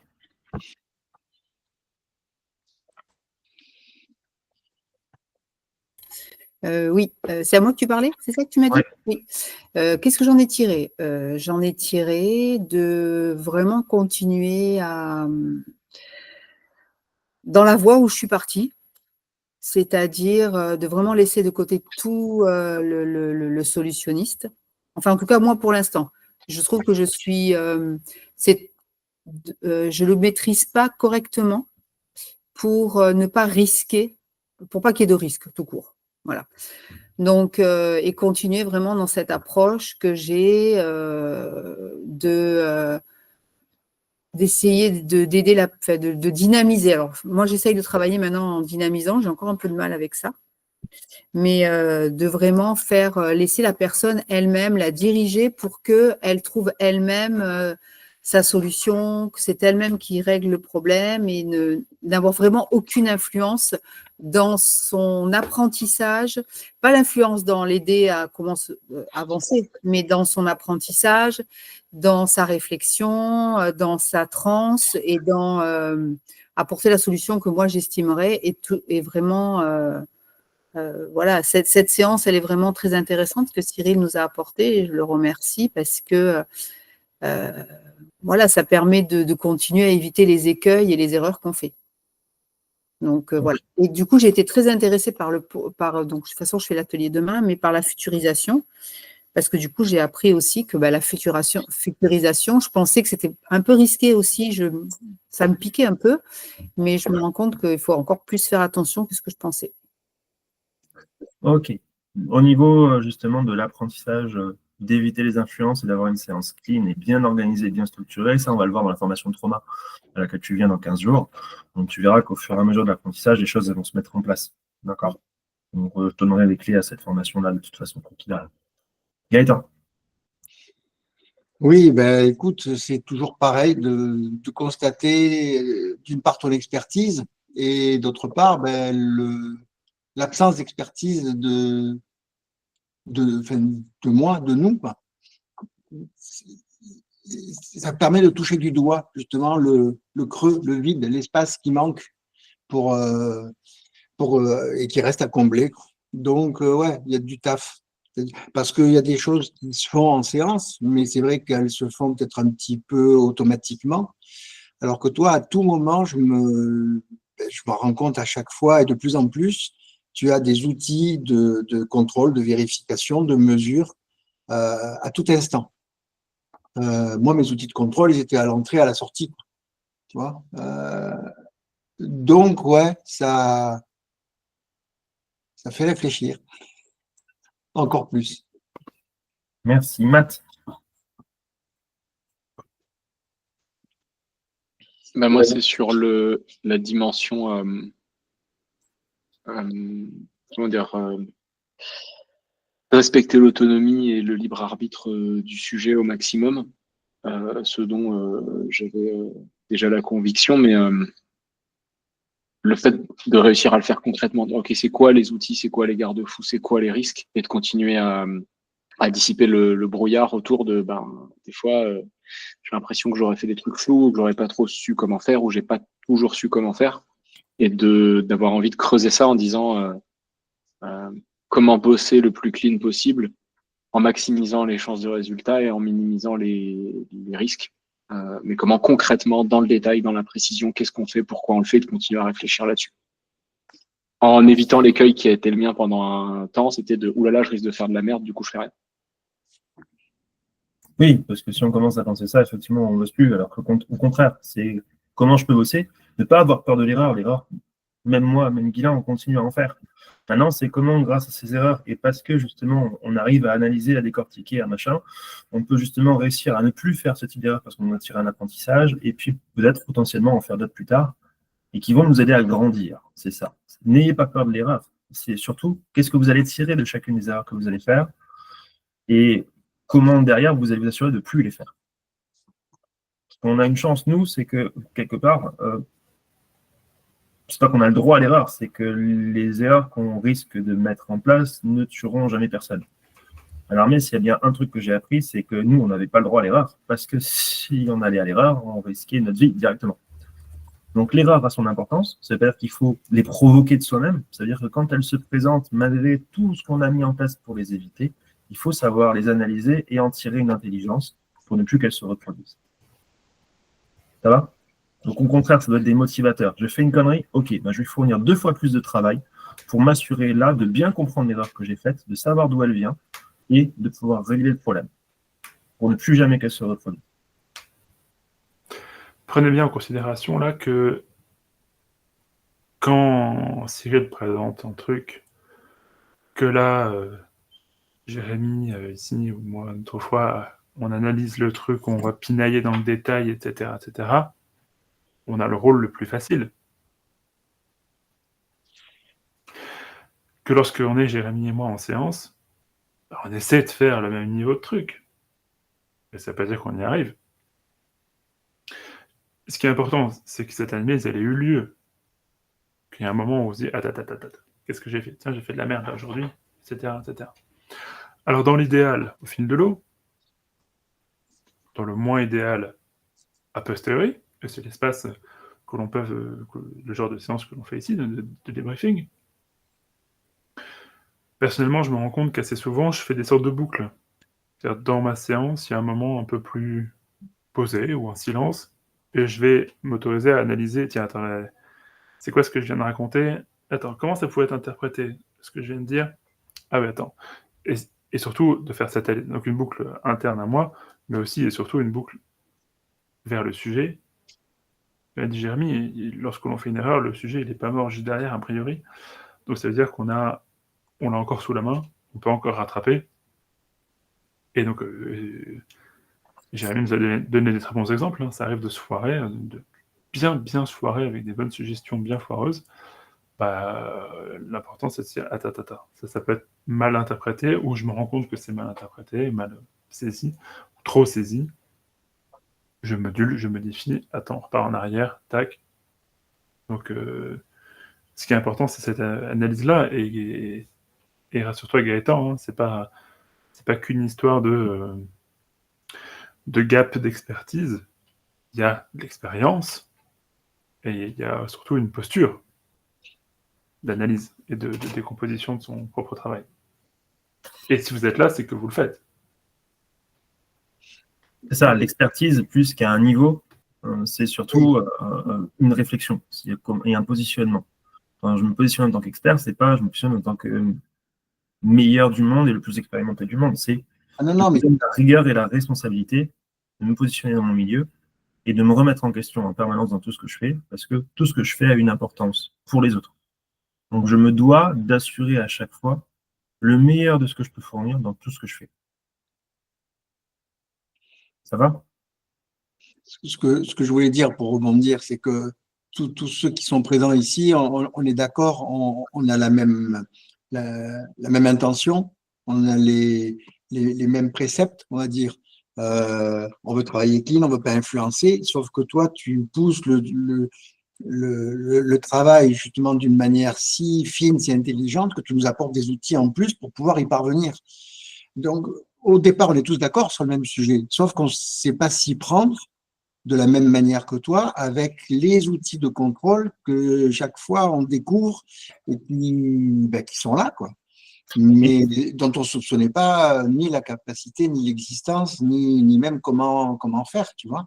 Et sans compter que c'est des pièges aussi, parce que ce qui peut paraître attrayant ou un peu génial, ben oui, il y a toujours une contrepartie, il y a toujours un risque. Et toi, tu soulèves justement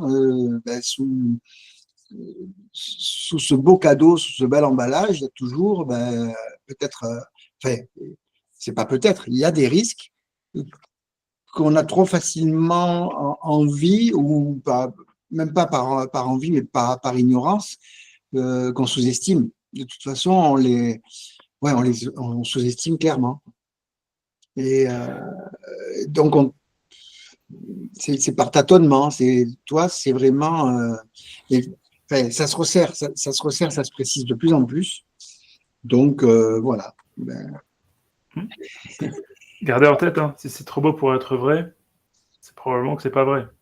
Oui, mais voilà, on n'est pas nombreux à vouloir le comprendre et l'accepter. Il y en a plein qui souhaitent encore tellement y croire. Tu vois.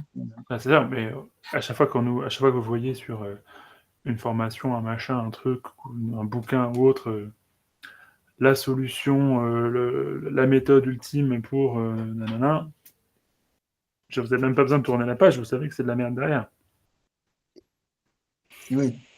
Sauf si on tombe sur le génie qu'on a tous zappé jusqu'à maintenant et qui arrivera avec une solution miracle qu'on ne connaît pas et qui va changer le monde du jour au lendemain. J'ai presque envie de dire que même celui-là, une solution miracle qui sauverait le monde du jour au lendemain, je pense que ça doit être contraire si on cherche bien à 2 ou 3 principes de thermodynamique. Donc, non, je pense que même celui-là, il faudrait se méfier. Ouais, je suis d'accord. Ça va la problématique, c'est justement toutes ces formations et tout ce milieu de l'hypnose en ce moment qui tourne depuis et qui dit que toute la solution, elle est là parce qu'on dit au client, ben voilà, tu te retrouves dans une forêt, tout va bien, tu laisses ta peur et puis on a réglé le problème, quoi. Je schématise, mais c'est ça. Alors oui, on n'est pas là pour démonter toutes les autres formations. Non, Il a fallu courant de l'hypnose. tous ceux d'entre nous qui sommes là aujourd'hui dans ces problématiques et dans cette volonté de comprendre, on est quasiment tous passés par ce cheminement-là, et c'est peut-être parce qu'on est passé par ce cheminement-là et ces facilités-là qu'aujourd'hui on a compris aussi que c'était peut-être un petit peu trop de la poudre aux yeux, et même si ça marche, qu'on risque de créer des problèmes plus durs derrière. Donc il y a ceux qui peuvent s'en arrêter là, et c'est OK, pas de problème pour l'instant. Et il y a ceux qui, comme vous, avaient envie d'aller plus loin et de bosser pour l'humain et pas de bosser pour les résultats que vous pourriez avoir. Donc, il faut tout pour faire un monde. Nous, on n'est pas là pour essayer de transformer du jour au lendemain le milieu de l'hypnose et cracher sur les autres. On est là pour vous apporter des réflexions qui correspondent avec Guillaume et moi à notre déontologie, notre éthique et notre façon de travailler. Si vous êtes là, c'est que ça vous convient et on vous en remercie tous les deux. Et vraiment avec tout notre cœur. Et puis, on continuera à se battre là-dedans parce que c'est notre façon de bosser. Après les autres, c'est les autres. Et puis, si c'est un jour notre façon de travailler qui s'impose, tant mieux pour nous. Si ce n'est pas le cas, tant mieux pour nous aussi, parce que nous, on aura continué à suivre notre façon de faire. Ça va ? Ce qui compte avant tout, c'est de rester intègre et de rester soi-même au maximum. Et que tout ce que vous tirez de ce qu'on vous apporte là, c'est avant tout de la réflexion et de pouvoir affirmer votre positionnement. Ça va ? Chouette. Bruno, qu'est-ce que tu as pensé de ça ? Du coup, on reprend la listing. En fait, moi, j'ai dû partir, j'étais au boulot, donc j'ai raté les 3/4. J'écouterai le replay avec volontiers. Je suis désolé. Il n'y a aucun problème, Bruno, merci de ta présence. Emmanuel. Bonjour, mais moi je découvre le lab, donc j'étais en observation aujourd'hui. Merci pour votre accueil. Alors moi, ce qui m'a marqué, en fait, c'est l'épisode sur la futurisation.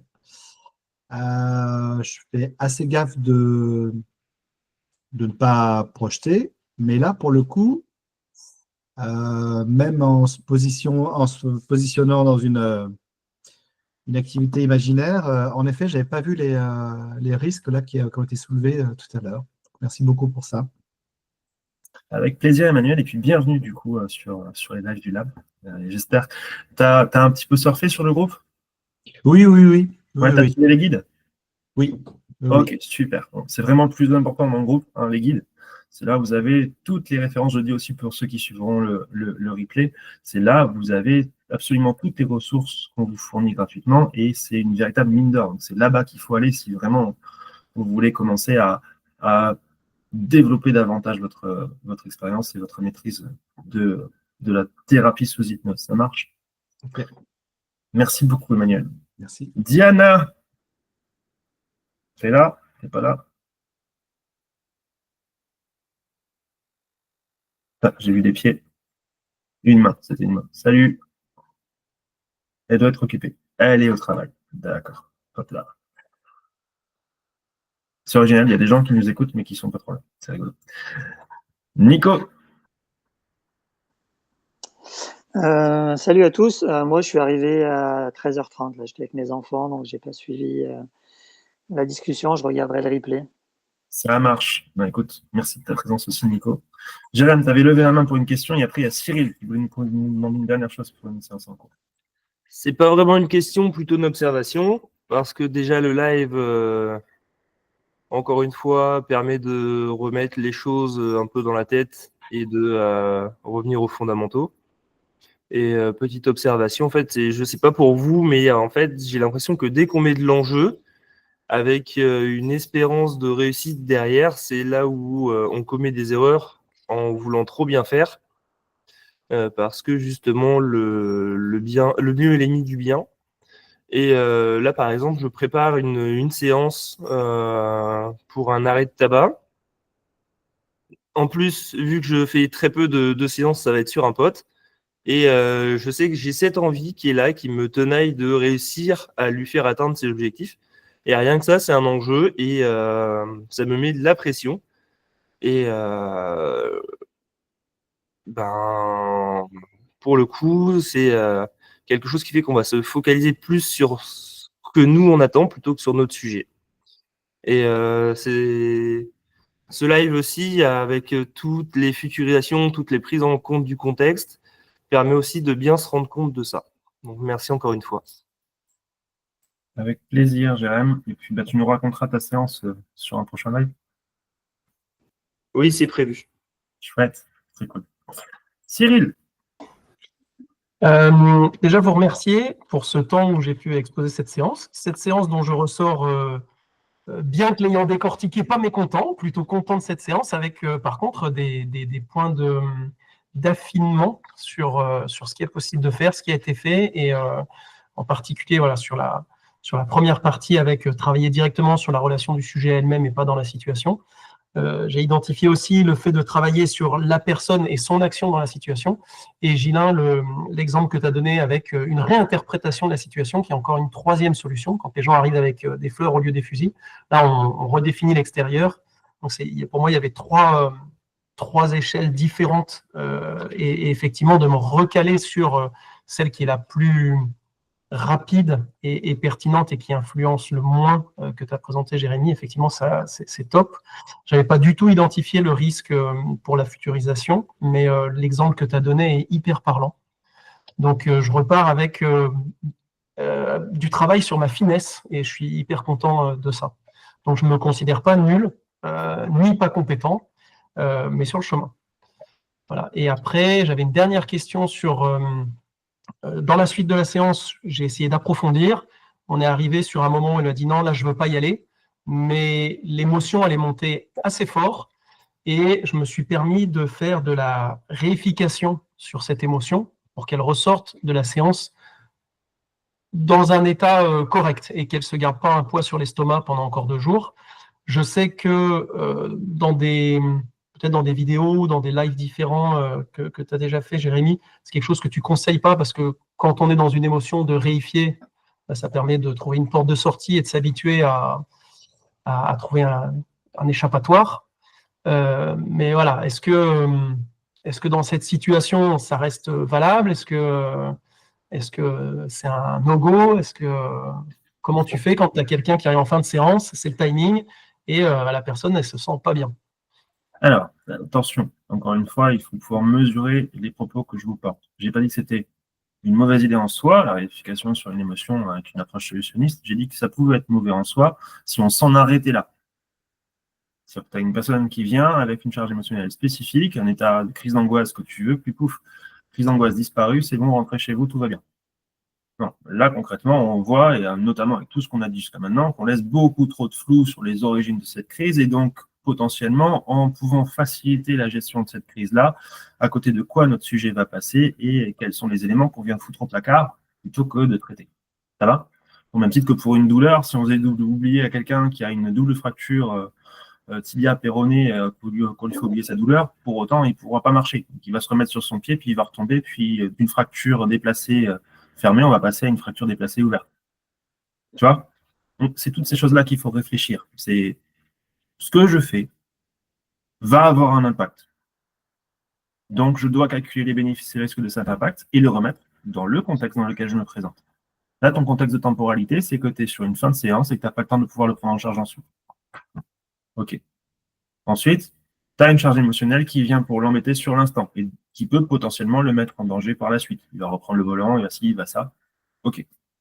Donc, qu'est-ce que je peux fournir à cet instant qui suit ma logique déontologique, mon positionnement éthique et qui va aller dans le sens de mon sujet sur l'instant en sachant les précautions qu'il va falloir que je prenne. C'est ça qu'il faut calculer.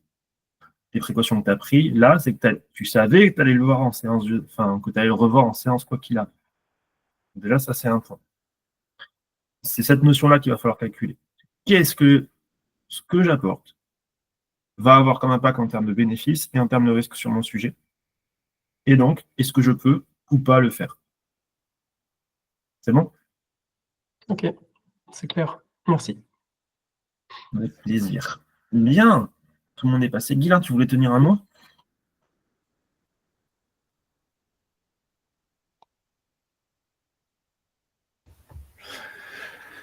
Je vais emprunter un mot à Cyril, ce qui a dit affiner tout à l'heure.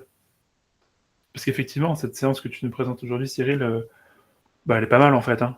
Elle est vraiment pas mal. On a effectivement tout un tas de choses et qu'elle est déjà à un niveau bien supérieur à ce qu'on peut croiser pour quelqu'un qui viendrait consulter « Bonjour, j'ai de l'anxiété ».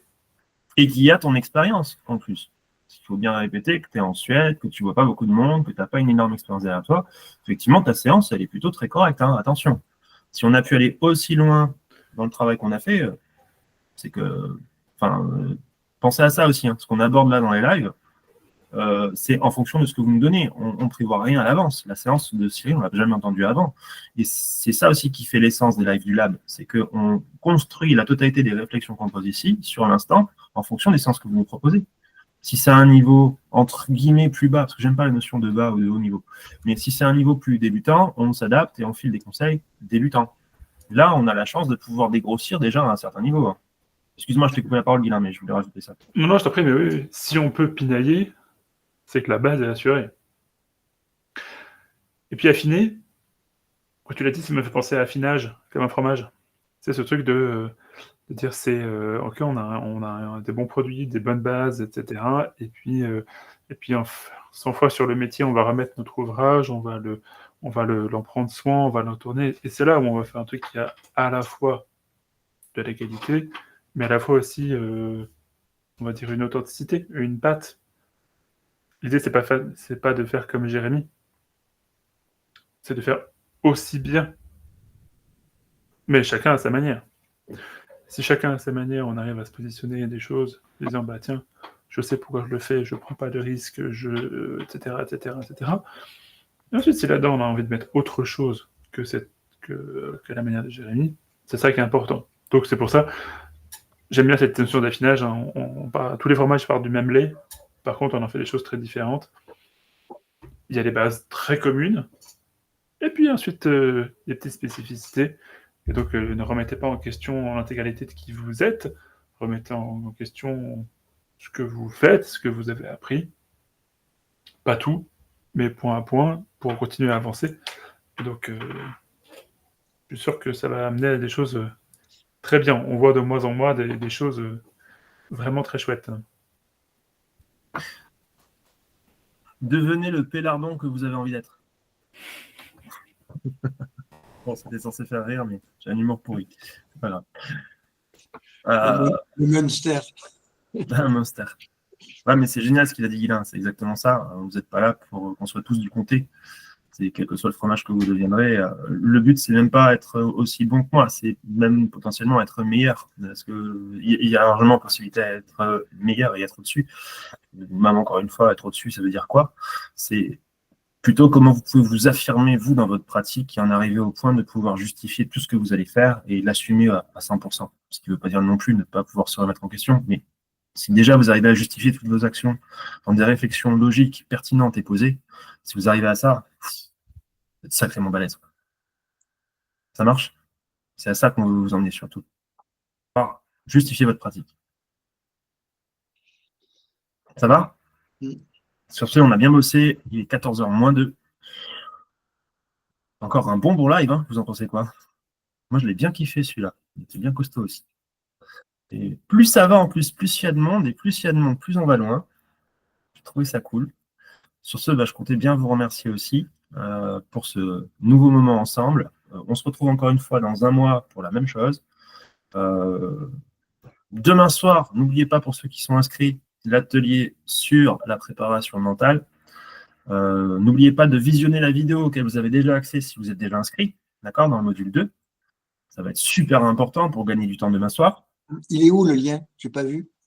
Alors, quand tu as fait ton inscription, normalement, tu l'as reçu par mail. Si tu ne l'as pas, tu me le dis en message privé et je te le fais renvoyer. Tac. Et pour ceux qui ne sont pas inscrits, je vous invite à le faire. Parce que 20 balles pour un moment comme ça, pour ceux qui ont déjà fait les autres ateliers, c'est passé à côté d'une belle chose. Voilà. Et sur ce, Guilain aussi va vous présenter des choses très bientôt. Il est en train de les monter. Quand ce sera fait, on vous le fera savoir aussi sur le live, enfin sur le lab directement.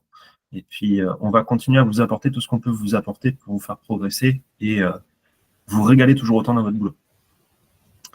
Voilà. Sur ce, quelqu'un d'autre a quelque chose à dire? Tout bon? Non, tout bon. Yep, moi j'enchaîne avec l'après-midi de consulte. Ouais, tout pareil. Je me consulte là dans une demi-heure. Je vous souhaite une ouais, excellente journée. Ah, ciao. Salut, Merci. salut. Merci beaucoup. Merci. Bonne journée.